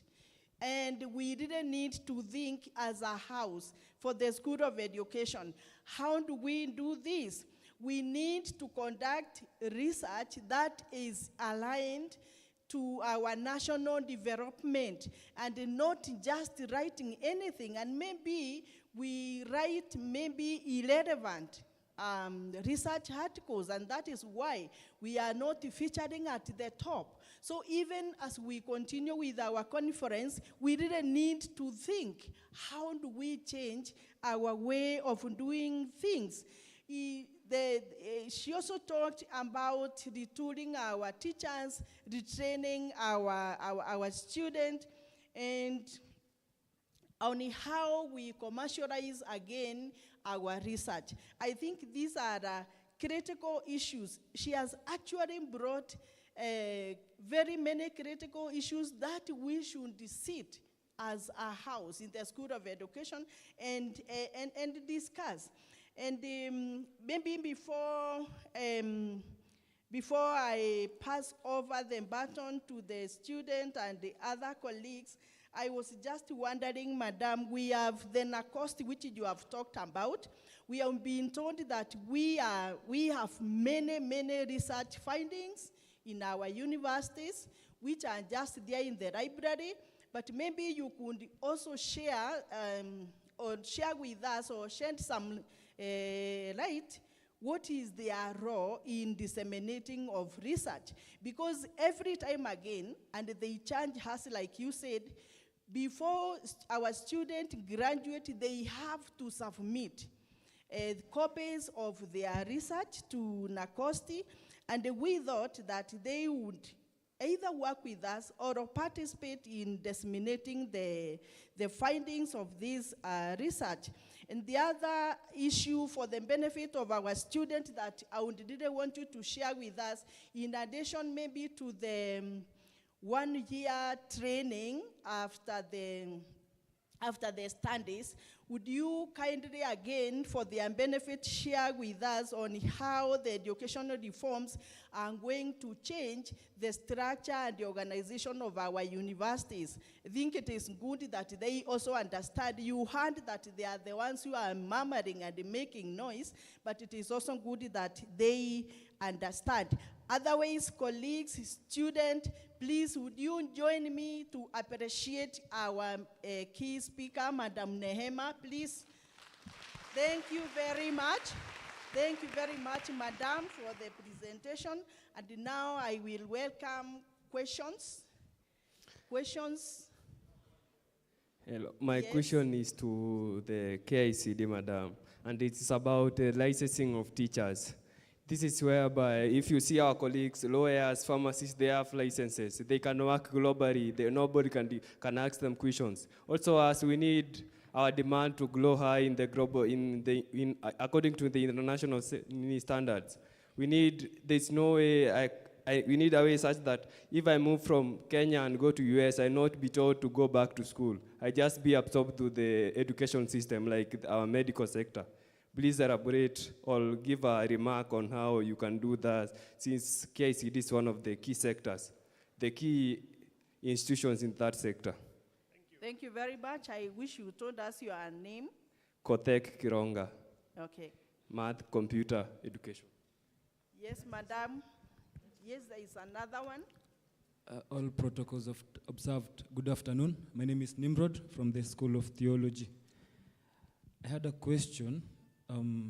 On August 1st, 2023, the Presidential Working Party on Educational Reforms made a submission to President William Ruto about having chaplains and imams made mandatory in every public high school. I believe it's now an opportune time for me to ask our keynote speaker to kindly give us some light explication of that matter. Thank you. Thank you very much. Maybe the last one. I was just taking from students. Let me pick one and then I pick from you. Hello, my name is Siabei Faith, an a fourth-year student, and I have a question. Will the retooling and internship affect our graduation, because we are worried? Yes, thank you, Faith. Go ahead, next. Thank you so much. My name is Rosemary Kuto, the principal Metskei Girls in Elgeyo Marakwet County. I'm glad to have met my students, Alma, a first-year student in the School of Law. Allow me to first thank the conveners of this conference and to thank the presenter, Madam Rahema from KICD. One, I wish to thank you very much for the report on the recommendations on the Presidential Working Party on education reforms. I would like to say this, Madam, that this report is so critical, and I wish that it found its way from top to the bottom. I know we know bottom up. If we can have the report reach to the consumers of maybe the direct consumers at the bottom. I'm talking of the students, you've had the comments from them, and especially the teachers, and even the school managers and administrators, whose responsibility will be perhaps at the center of implementation of the reforms. Number two, regarding the same, there's an issue that cropped up suddenly on the grading system of examinations. And it was to start with KCSE examinations of 2023. And it actually took our students, it was an uphill task trying to convince them that it wasn't the way, until even to date, even after telling them that it is something that was yet to be reconsidered. You know, given the options of English and Kiswahili, you know what they would take. Given the options of one science, no one would want to take chemistry, for example. Then I'm looking at CBC and the STEM pathway. My second question is on CBC again and the pathways.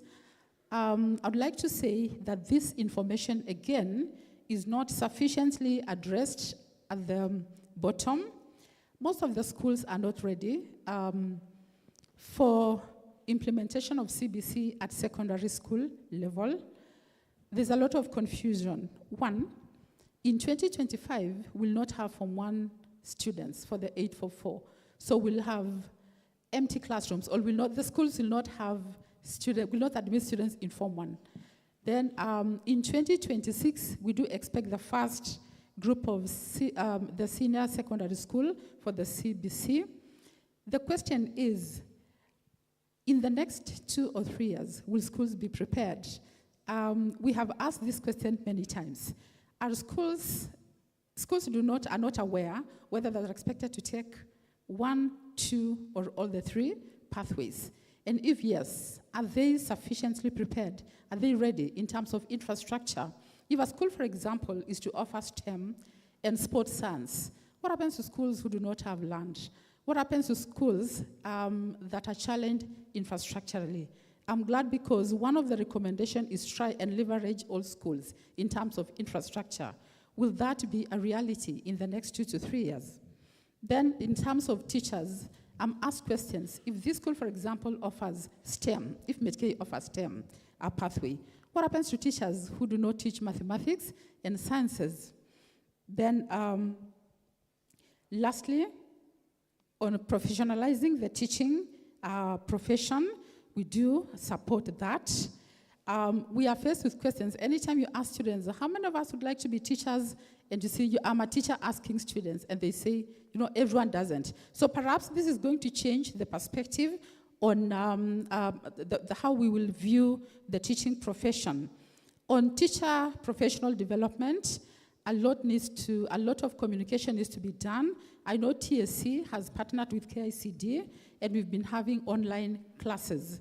I am not sure why most of the teachers have not enrolled on this. Could it be the timing? Because maybe they are willing, but we don't have the timing. We are taking online in a remote place in the evenings. Thank you. Thank you very much. Could we, any member of staff? Yes, Dr. Muidi. Before just one before from the members of staff. Let her just as come she straight. comes.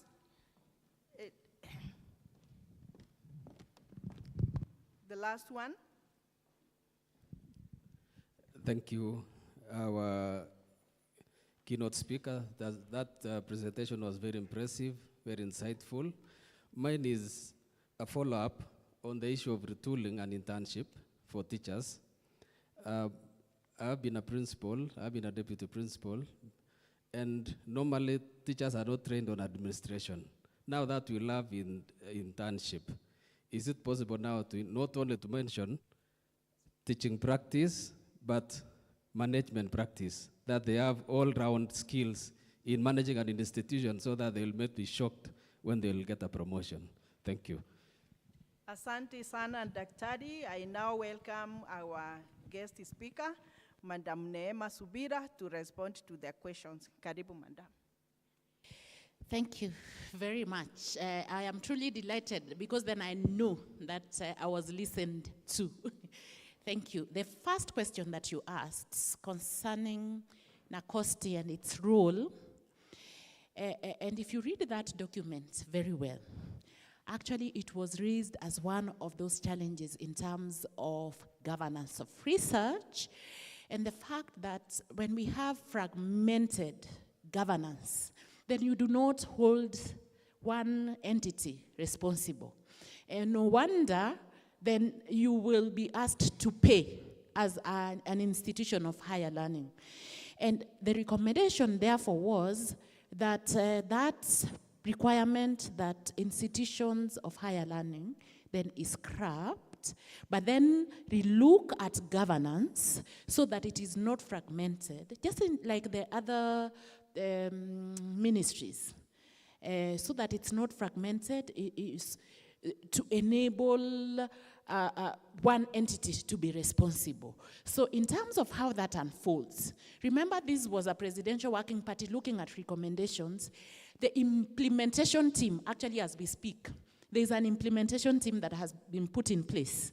And Professor Odote and his entire team are also looking at the legal framework with regards to all levels of education and seeing how can that then manifest itself. So I may not have an answer on how that will happen, but I know that there is then the suggestion that they actually amalgamate that as one entity so that there is someone who held responsible for issues that are related to research and governance as well. My young student who asked about licensing of teachers, and that is Kironga, you realize that when we actually conceptualized CBC, one of the things we did, and very in a robust manner, was to do a lot of research on how education across basic education and tertiary education that touches on our mandates has been conceptualized in the best of countries, but also looking at our context. So we learned from those that have gone before us, including in the African continent. And therefore what we did was try and conceptualize an education that also puts you at the same platform as the rest of the learners in the globe, including global citizenship. In terms of licensing of teachers, this is the mandate of the Teachers Service Commission. And it is a commission that is anchored on law. And therefore, any teacher that leaves this country, I was attending a conference in Kigali, Rwanda, 2 months ago. And the number of teachers teaching in that country from Kenya, you'll be surprised. Some of my contemporaries who went to the US are actually retooling learners at home because of the standards they possess. So I just want to assure you that once you are actually licensed by the Teachers Service Commission, because that is the entity that is responsible for licensing teachers in Kenya, and it's already anchored on law. Therefore, when you get into another jurisdiction, all they do is then they do what we call equate. They look at your qualifications and equate to their country and see then what kind of qualifications you have.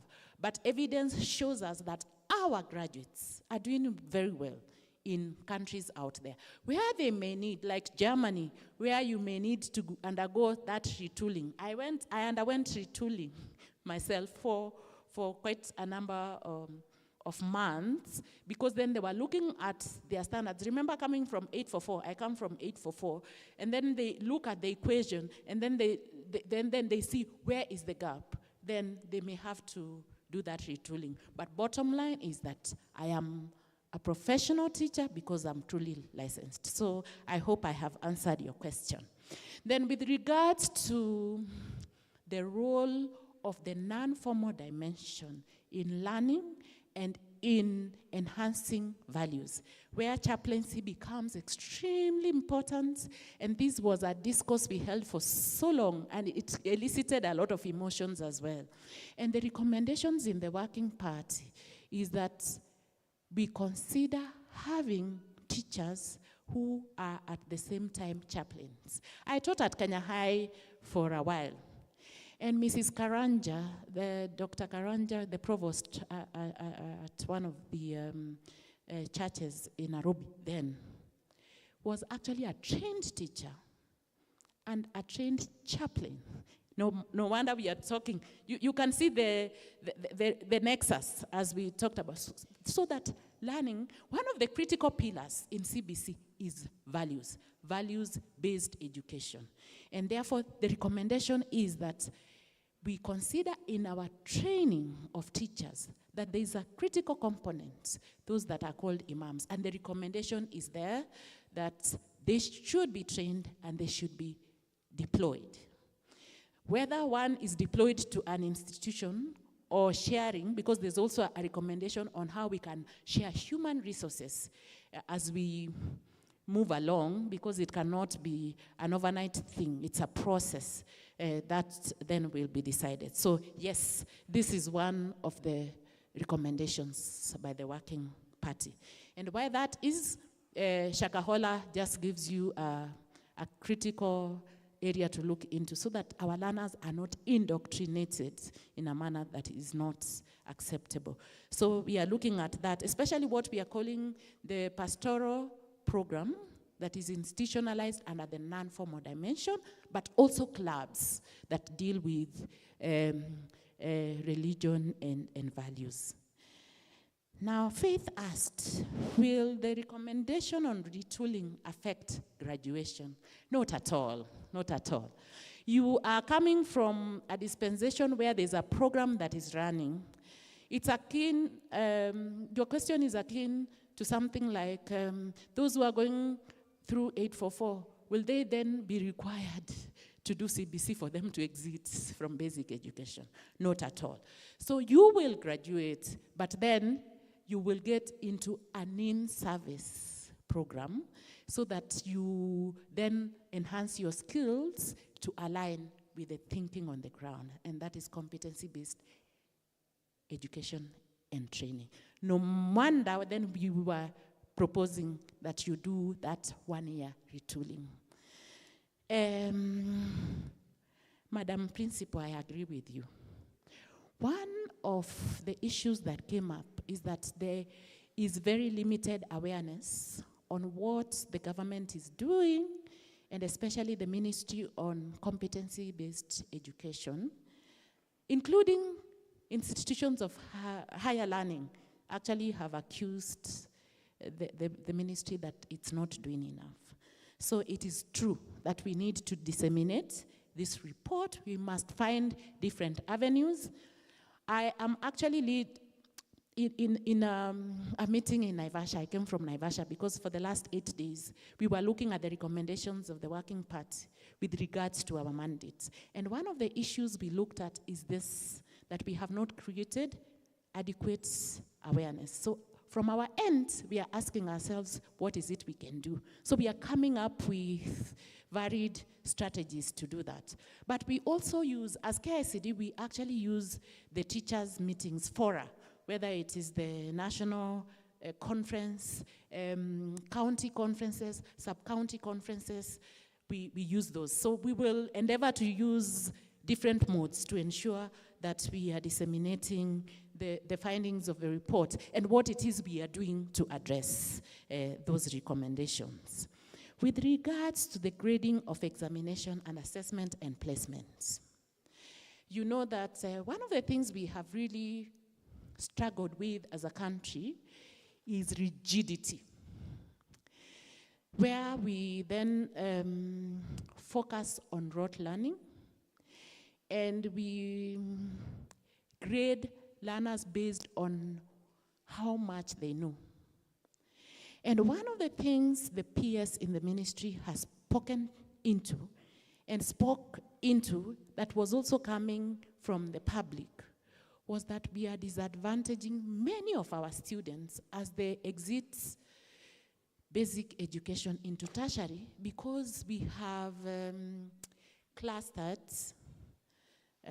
several subjects, and regardless of their career path, then we have said you must, if you say you're taking law, you must have an A in maths. But what is the math skills I need as a lawyer to exist and to do my work? Will those be the same skills that an engineer requires? What is the purpose of some of the subjects that lead to communication skills? So you are looking at Kiswahili, you are looking at English, but also look at our constitution. Kiswahili and English have the same status. So if you then require of me, I got a B in English, but probably an A in Kiswahili, and you're saying, you didn't get an A in English, therefore, you cannot pursue a particular line of career, and yet, really, that is not a requirement for my career.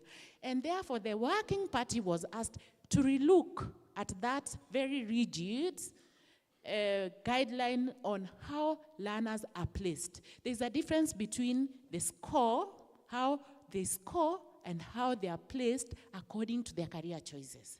And they were therefore asked to advise on how we can do that in the best way so that we don't disadvantage learners. Therefore, it was recommended by the Working Party that we consider either English or Kiswahili when it comes to then placing learners. They will have scored whatever it is they have scored in both languages, but you don't use both languages to then determine whether they get that class that they need or not.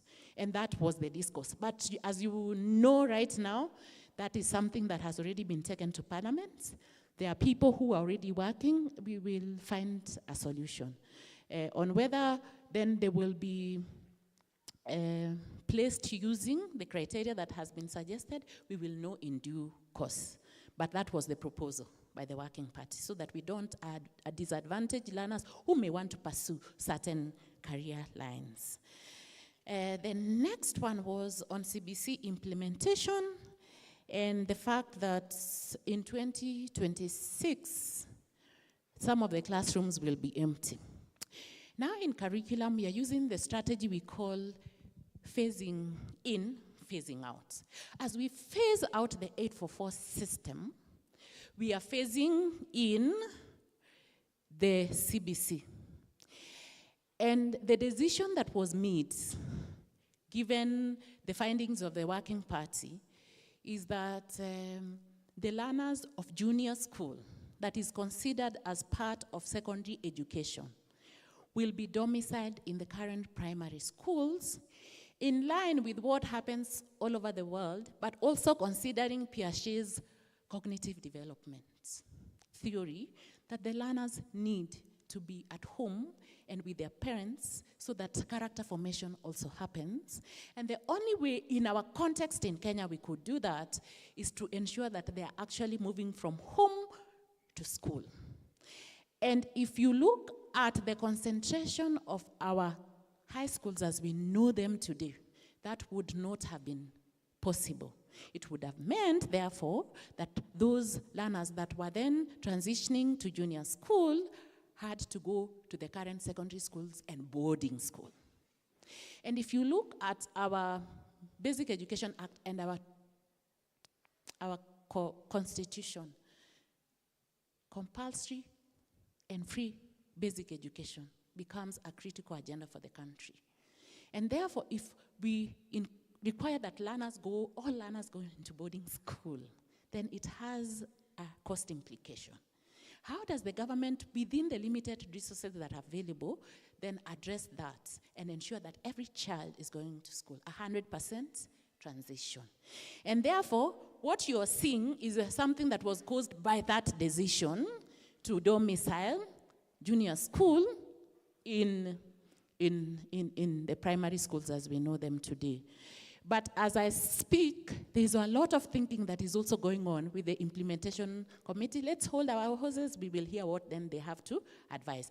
But Madam, I can tell you that those classrooms will be put into use. You don't have to worry about that, because the number of learners, currently the cohort group of CBC is 1.2 learners. The 844 learners on average are around 800,000. That means we have an extra how many hundreds of thousands of children that we will be transitioning in 2026 to those institutions. We will call them senior schools. Then you will see you do not even have enough capacity. And that is why one of the issues that has been put in place to make sure that we have that fund, which we are calling the minimum package. And it has been calculated on the needs of CBC. So right from PP1 all the way to senior schools. And senior schools are getting much more. I think they are getting, is it 2 million and something? You have to read the reports. So in terms of infrastructure, I know at the ministry level, there is actually a team that is doing infrastructural assessment of the current institutions that are offering education at the secondary school level, and they will advise. And they are also looking at the gaps vis-a-vis the requirements of the curriculum, and they are advising.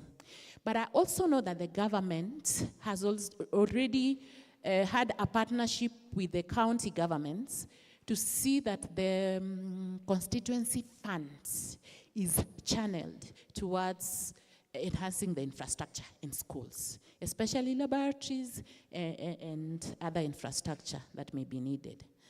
Professionalizing teacher education, that was a comment. Then TPD. Remember when the Teacher Service Commission, in their act, actually TPD is anchored in there. But you remember you went to court, the teachers went to courts. And their contention was that the manner in which the TPD is currently structured would mean that a teacher has to spend the next 15 to 30 years to go through that program. And the program was not implemented. And the court ruled that surely that was not thought through very well. And that is why you have not seen anything major happening in that manner. But therefore, when we do the retooling, the ministry, we have governance issues. The Basic Education Act gives that in-service training mandate to the Ministry of Education. But the TSC Act also gives that mandate to the TSC. And as you well know, that has been an issue. Just like quality assurance has been an issue. The Working Party considered these governance issues. And therefore, in terms of TPD, it recommended that a new body called the Kenya School of Teacher Education and Management, we have also restructured So even the TTCs will be restructured to be under one body, just like the MTC. MTC is under one body and the rest are campuses. Even TTCs that are offering teacher education at the middle-level colleges will also be restructured akin to MTC.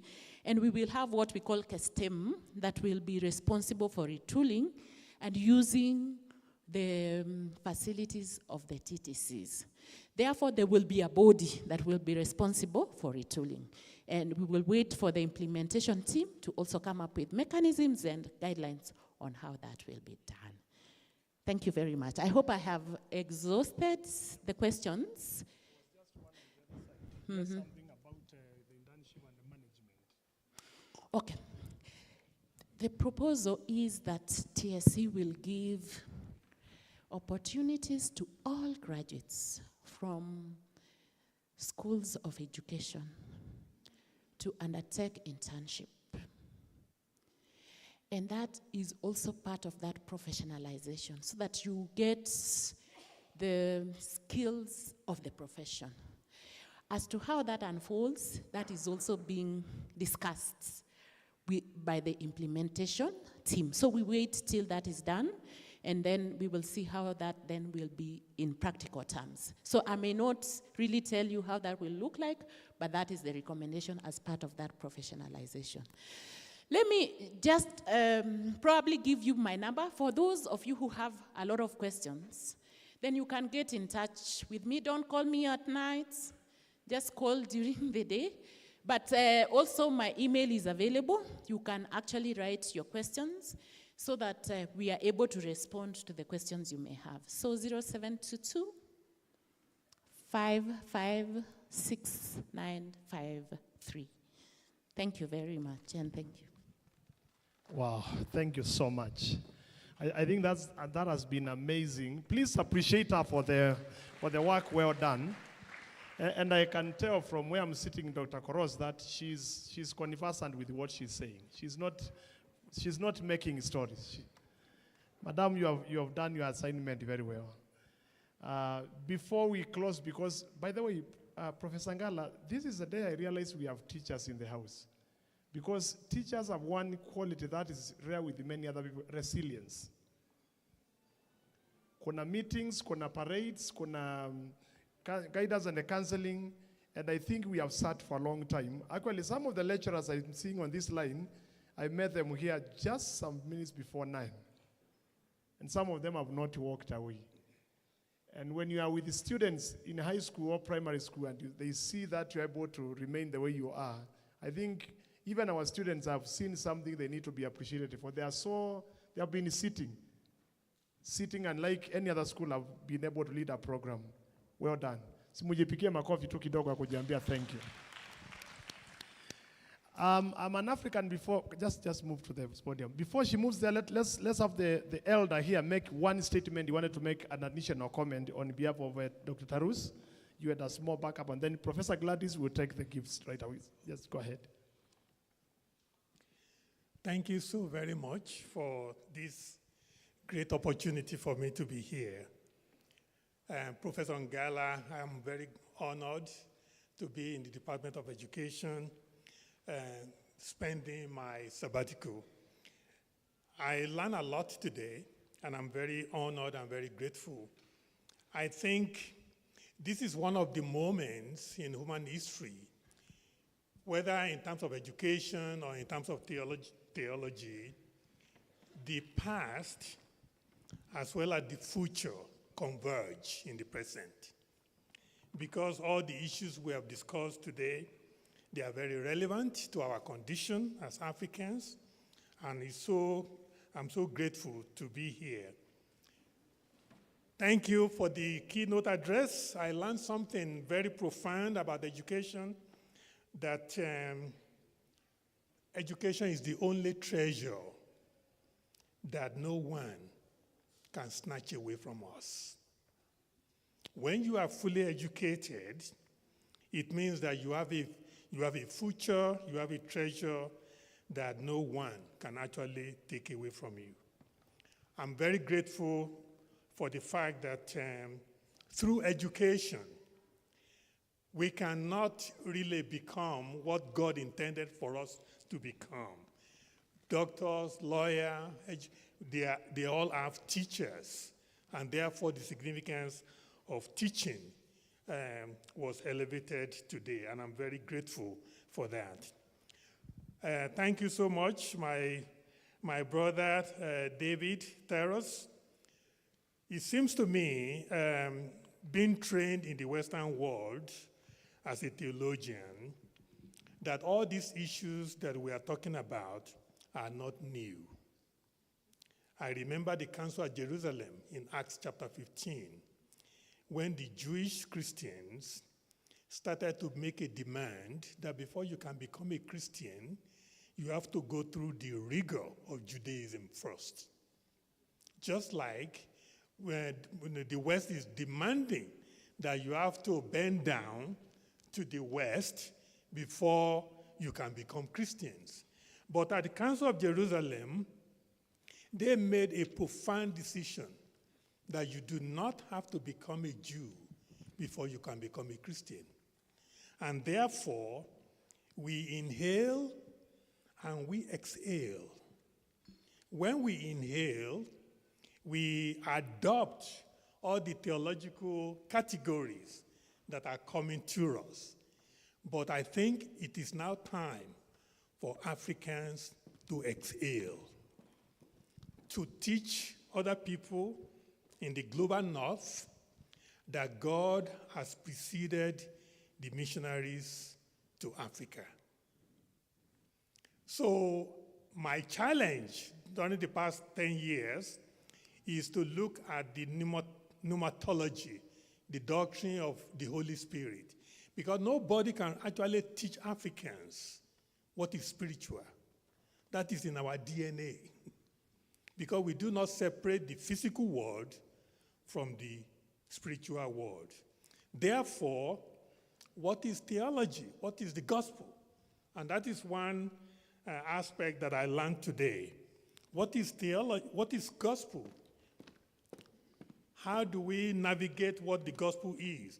I think the gospel provides the opportunity to lead others to choose the God who has already chosen them, and to help others to rediscover that there's a divine initiative at the root of their faith in Jesus Christ.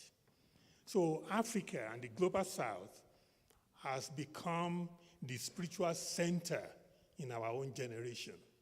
And it is my hope that in the next 25, 30, 40, maybe 50 years, other people all over the world will see Africa as the spiritual giant of the Christian faith. Because the shift has occurred in terms of the geographical, the gravitational force has moved from the global north to the south. And let me quickly remind us, before I sit down, that Christianity is now returning to its original roots. Because during the first 500 years of the Christian faith, the continent of Africa produced amazing theologians who have received theological immortality.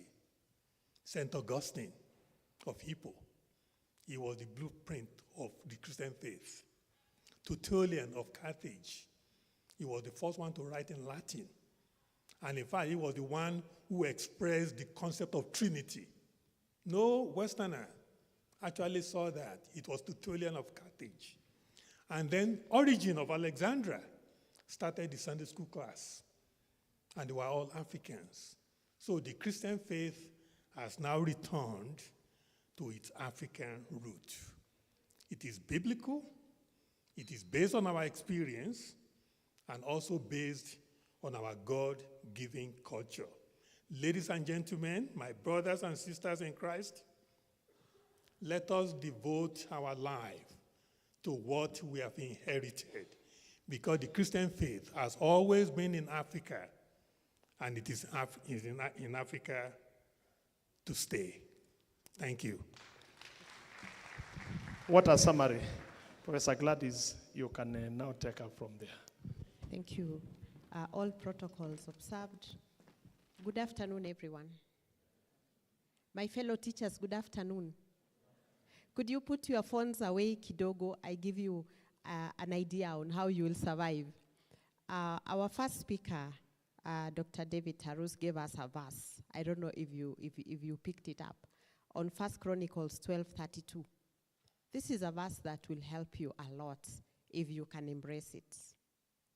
Do you have your Bible? So you write it somewhere?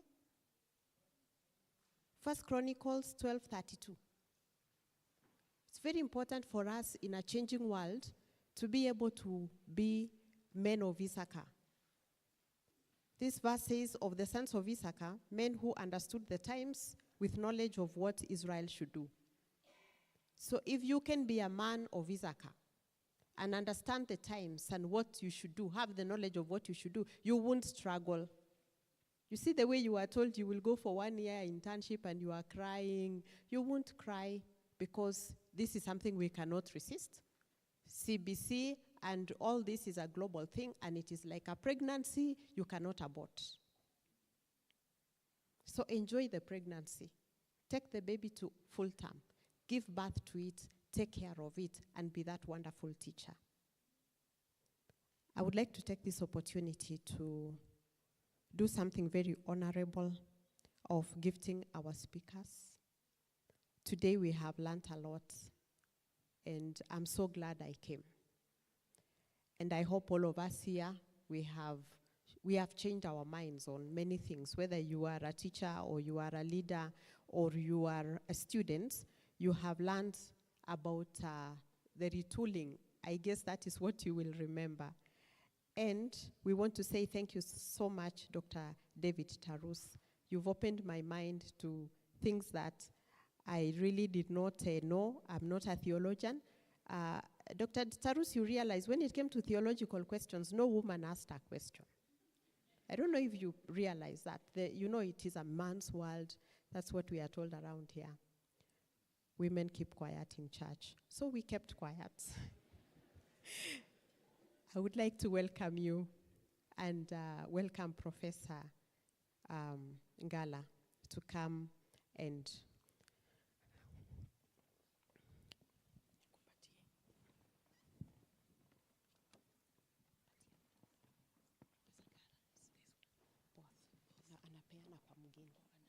so Professor Ngala, kindly gift our speaker this very nice gift from Kabarak University. It's also a Christmas gift. It's time to give. So,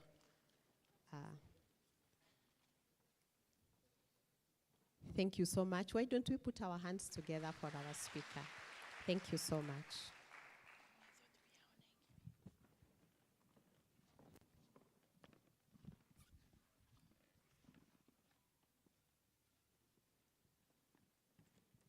And then for the madam who got all the questions, and we still want more questions, let's put our hands together for Madam Subira.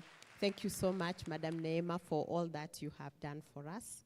And then we go to representatives from Moi High School, Mr. Richard Rono and Mr. John Limo. We have a gift for you.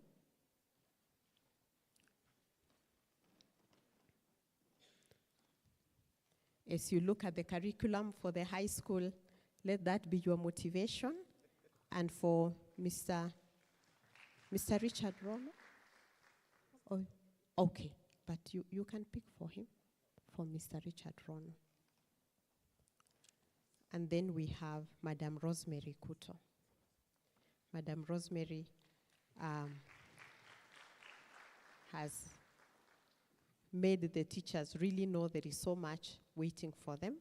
And we wish you the best, Madam, as you move from 844 to CBC. And God bless you with many children to fill all those classes. God bless you. Reverend, we are done. Thank you. I thought those three were being left there for the programmer and the pastors who are praying for them. You will receive in faith. Thank you so much. Please appreciate Professor Gladys for. There is a way she is able to capture your attention very quickly and keep you. I know we need to take a vote of thanks, and then I will ask my colleague. Vote of thanks, please come, Professor, so that you can give that, and then my pastor, who is my colleague, Reverend Kitoni, will come to close with a word of prayer. Let's pray for before he comes. I know that Professor Ngala will be here to make a note. Please appreciate these ladies. She comes to give a vote of thanks.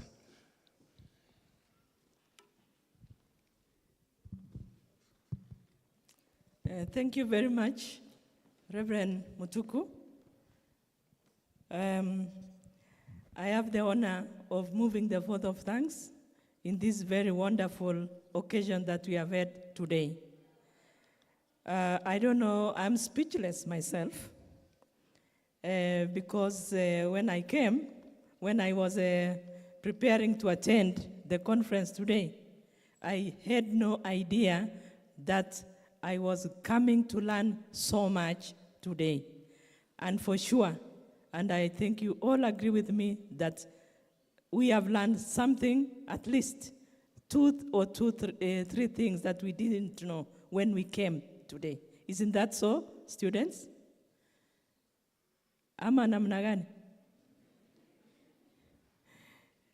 Nadhani mumekubali. So it is my humble pleasure to move the vote of thanks today on behalf of my colleagues, on behalf of my students, and on behalf of the whole School of Education. I really want to appreciate our God who has given us life today, that we have gathered here, we have traveled all the way, and He has given us the grace and the patience even to sit for 4 hours and plus up to now. And as we come to the end, we really appreciate God for what He has given unto us, and even extending our knowledge that we didn't know, and now He has given us more knowledge, and we really appreciate. We also want to, secondly, I want also to acknowledge the efforts of our university management or in absentia. They are not here, but we want to appreciate their efforts in facilitating this wonderful conference. We do not take it for granted. It does not happen every other day and in every other university, but for us, they have seen it fit that for every school that they have their own research week. And this is so wonderful, and we appreciate. Thirdly, I want to appreciate our keynote speakers. Our keynote speakers receive our heartfelt appreciation. Starting with Dr. Tarus, you have given us an eye-opening perspective on Christianity and our role as the Global South. And it has really empowered us as Black people or as Africans to know that we have a place. We have something to offer the rest of the world, which I think is unique to us, and no other person can fill that role. So thank you so much, Dr. Tarus. And if it were not for time, we would have even added more questions. For me, I shall follow you. I have 2 questions. I have 2 questions, which I shall not ask now, but privately, I can ask you. Secondly, I want to also appreciate our great lady, Madam Subira Neema. You have really lived up to your name. Your name meaning Subira. Then there is the other one, Neema. Isn't that 2 wonderful words to describe our speaker today? Let us give them a hearty round of applause. You have been patient. You have given your heart into your talk. I have read that document myself, but I think you have given me another eye today, which I had not seen it before, especially on the issue of having a niche as universities, as high schools. I hadn't thought of that, but now, surely you have laid for us a very good basic groundwork from which now we are going to go back and readjust whatever thinking we had, whatever plans we had, in line with what you have given us today. So even for our students, you could hear the gasps of surprise about retooling. It means the tools which you have, it does not mean that you don't have tools. You have them. But retooling means you have to adjust and calibrate your tools to fit the new perspective, as Dr. Tarus told us, that we have to be like the sons of Issachar, who must know how to behave in changing times. So thank you so much, Madam Subira. I think my second grandchild, I will give her the name Subira Neema.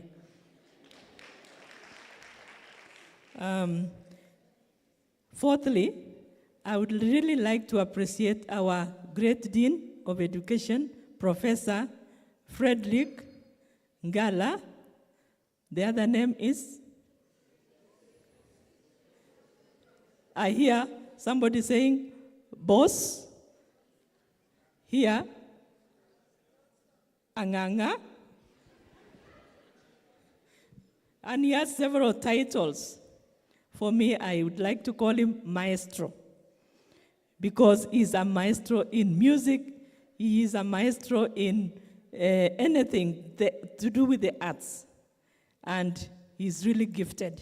You are a very gifted person, Prof, and the sky is the limit for you, and you have given us a very wonderful leadership that we are now seated here 5 hours into the day, and we are not tired. It is because of the way you have shaped the program, and we are now really appreciating your leadership and thanking God that we have a dean who is keen on retooling his people, educating his students so that they are not lost, but they have a direction. And our school is really leading from the front in this level. Allow me also to appreciate our Director of Research, none other than Dr. soon-to-be Professor. Judging from the way he is behaving, I think Professor is just around the corner for him. Dr. Moses Thiga. It was his idea, his brainchild, to give schools voice and to delocalize? Decentralize administration of the research conferences to the schools. That was a brainwave from you, Dr. Thiga, and we appreciate, because now we really are participating 100% in these conferences because of that idea you had, and we really appreciate. So I don't want to make it long. I just want to also offer my appreciation to my colleagues, our lecturers who have been patient, 100% here.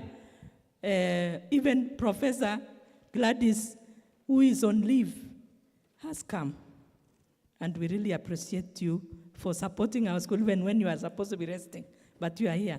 Thank you so much, Professor Gladys, for gracing our research conference, and I believe you are going to be with us even during the paper presentations. So thank you so much, colleagues, and of course, my students. Thank you for, and you have been also commended for high-level discipline, and I think I like that about you.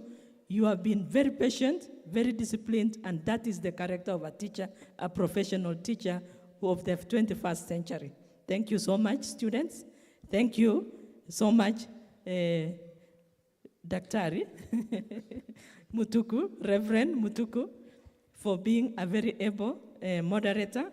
Also our HODs, led by Dr. Lydia Kanage, who has also led us very ably throughout this conference. And even as we start our paper presentation, I do not want also to forget our research chairs, led by Professor Omoyo. Thank you so much, Professor, and all the other research chairs which lead the various researches under the School of Education and the School of Humanities and Social Sciences.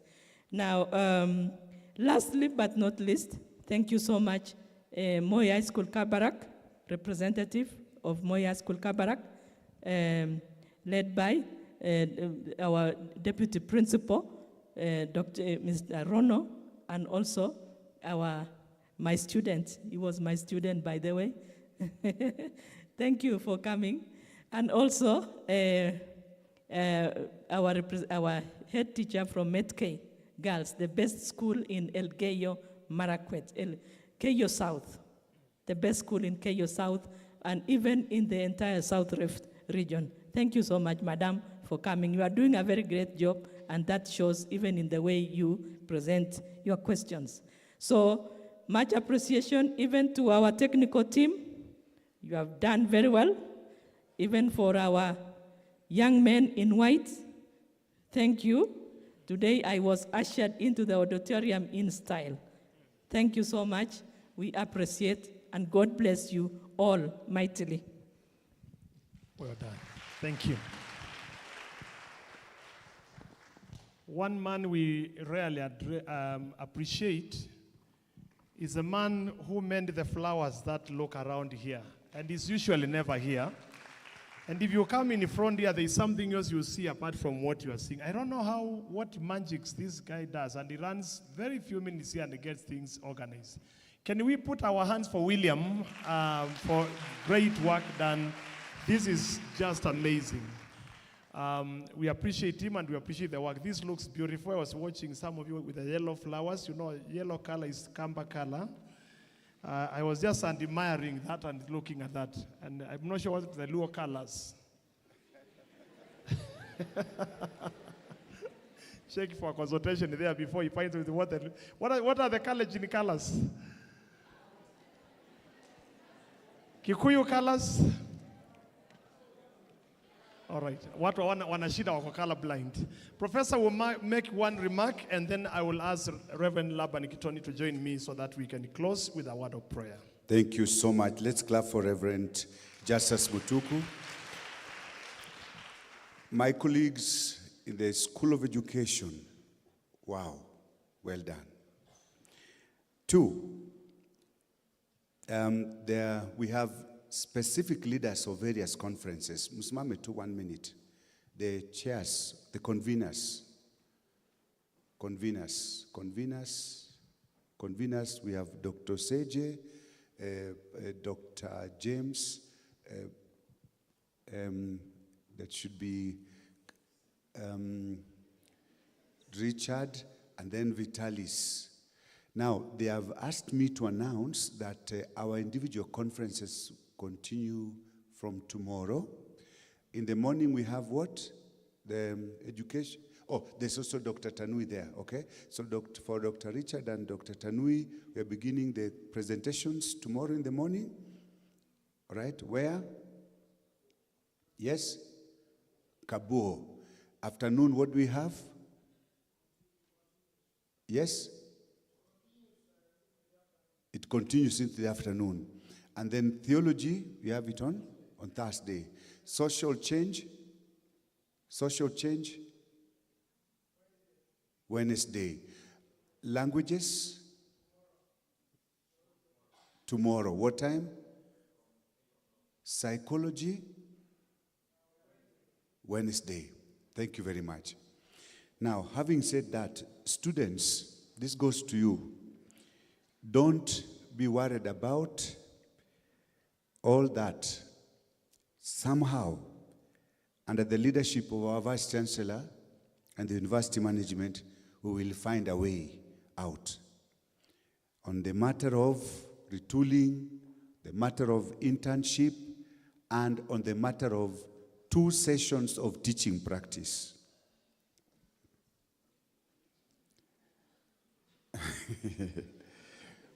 Somehow, okay? Because I know that's an issue. Number 3, I wish just to announce to Madam Subira and the entire community that actually I am currently the chair of the retooling program. I'm the one chairing the committee that is coming up with the retooling program for all academic staff in all universities. And we are going to present that report sometimes in November. We're going to come up with that program. So that is for academic staff in all universities. And then for the students, we are coming up with all those things, and it will be okay. And so, therefore, don't worry. Dr. Moses, thank you so much for leading us. But there's a lady next to you there. There's a lady next to you. Simama kidogo. This is Dr. Ruth Aoko Owino. She has been working with us in all this. Dr. Moses, you chose the right person to guide us in this matter. Thank you so much. Now, after this, members of the academic staff and our guests, I want to request you most kindly to follow this route here and meet some people under the tent here. And then from there, again, you take the same journey, that other direction. There's another place there where we'll also meet to discuss matters culinary arts. I also want to thank the student leaders, CUESA. CUESA have one way or another sponsored this, I'm calling it festival, this conference. And CUESA officials, can you rise, please? President Akwapi, President Songa Mbele Kidogo. This young man is the president of this whole organization that is called CUESA. And believe you me, Professor, the CUESA, the organization, has been able to buy sodas.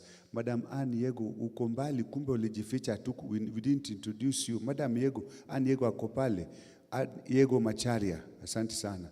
And these students have been able to buy all these people sodas, and they have actually contributed up to 100,000.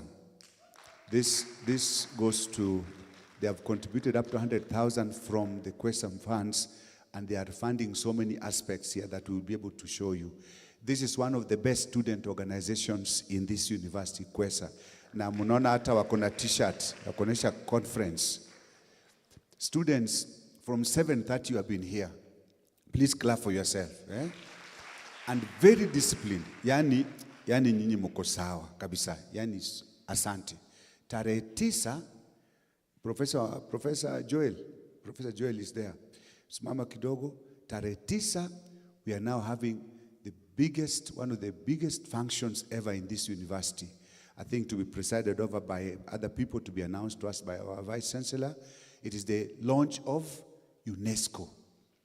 We are just, I think, 3 universities that host the UNESCO chair, and we are coming to that. Tarehe 9, UNESCO chair, and on culture and something to do with the arts, asante.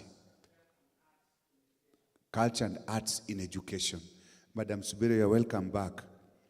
So, our niche may be in music, yes, but our true niche will be in education.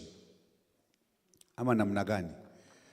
We want to establish ourselves as the true center of pedagogy, andragogy, metagogy, eldagogy, geragogy, pedagogy, all those things.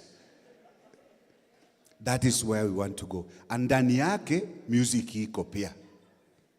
Haya. Mungu Mwenyezi awabariki sana. Watoto wangu nimefurahi sana. Mubarikiwe sana. Haya. Revo. Thank you. Let's appreciate Professor Ngala. A wonderful character indeed. Thank you. Let us stand. After the prayer, I request us to share the grace as we leave. Our gracious Heavenly Father, we worship and adore your name this afternoon. We thank you that you not only bless the heart, but you also challenge the mind. And we thank you for the great lessons that we have learned today through the presentations of our guest speakers. We want to bless Dr. Tarus and Madam Subira Neema. May you, O Lord, continue to use them mightily in the expansion of your kingdom and the education family. Lord, we want to thank you for our Republic of Kenya. We thank you for the new insights that they are bringing forth to the education fraternity. And Lord, as they wish to implement that which they have proposed, it is our prayer that your wisdom will prevail. We want to thank you for Kabarak University. Thank you for the management team led by our Vice Chancellor. And we thank you that they always honor and prioritize conferences in this university for the quest of new knowledge for us as staff and even the students. And Lord, it is our prayer that you may continue to grow us into greater heights that will not only bring glory and honor unto your name, but also that it will bless every one of us.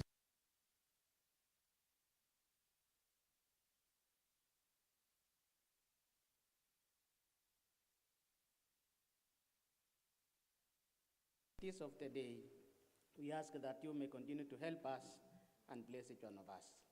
May you disperse us with your blessings until we meet again. We pray with thanksgiving in the name of God the Father, Son, and the Holy Spirit. Amen. And now, may the grace of our Lord Jesus Christ and the love of God and the fellowship of the Holy Spirit be with us now and forevermore. Amen. Thank you. Enjoy your day.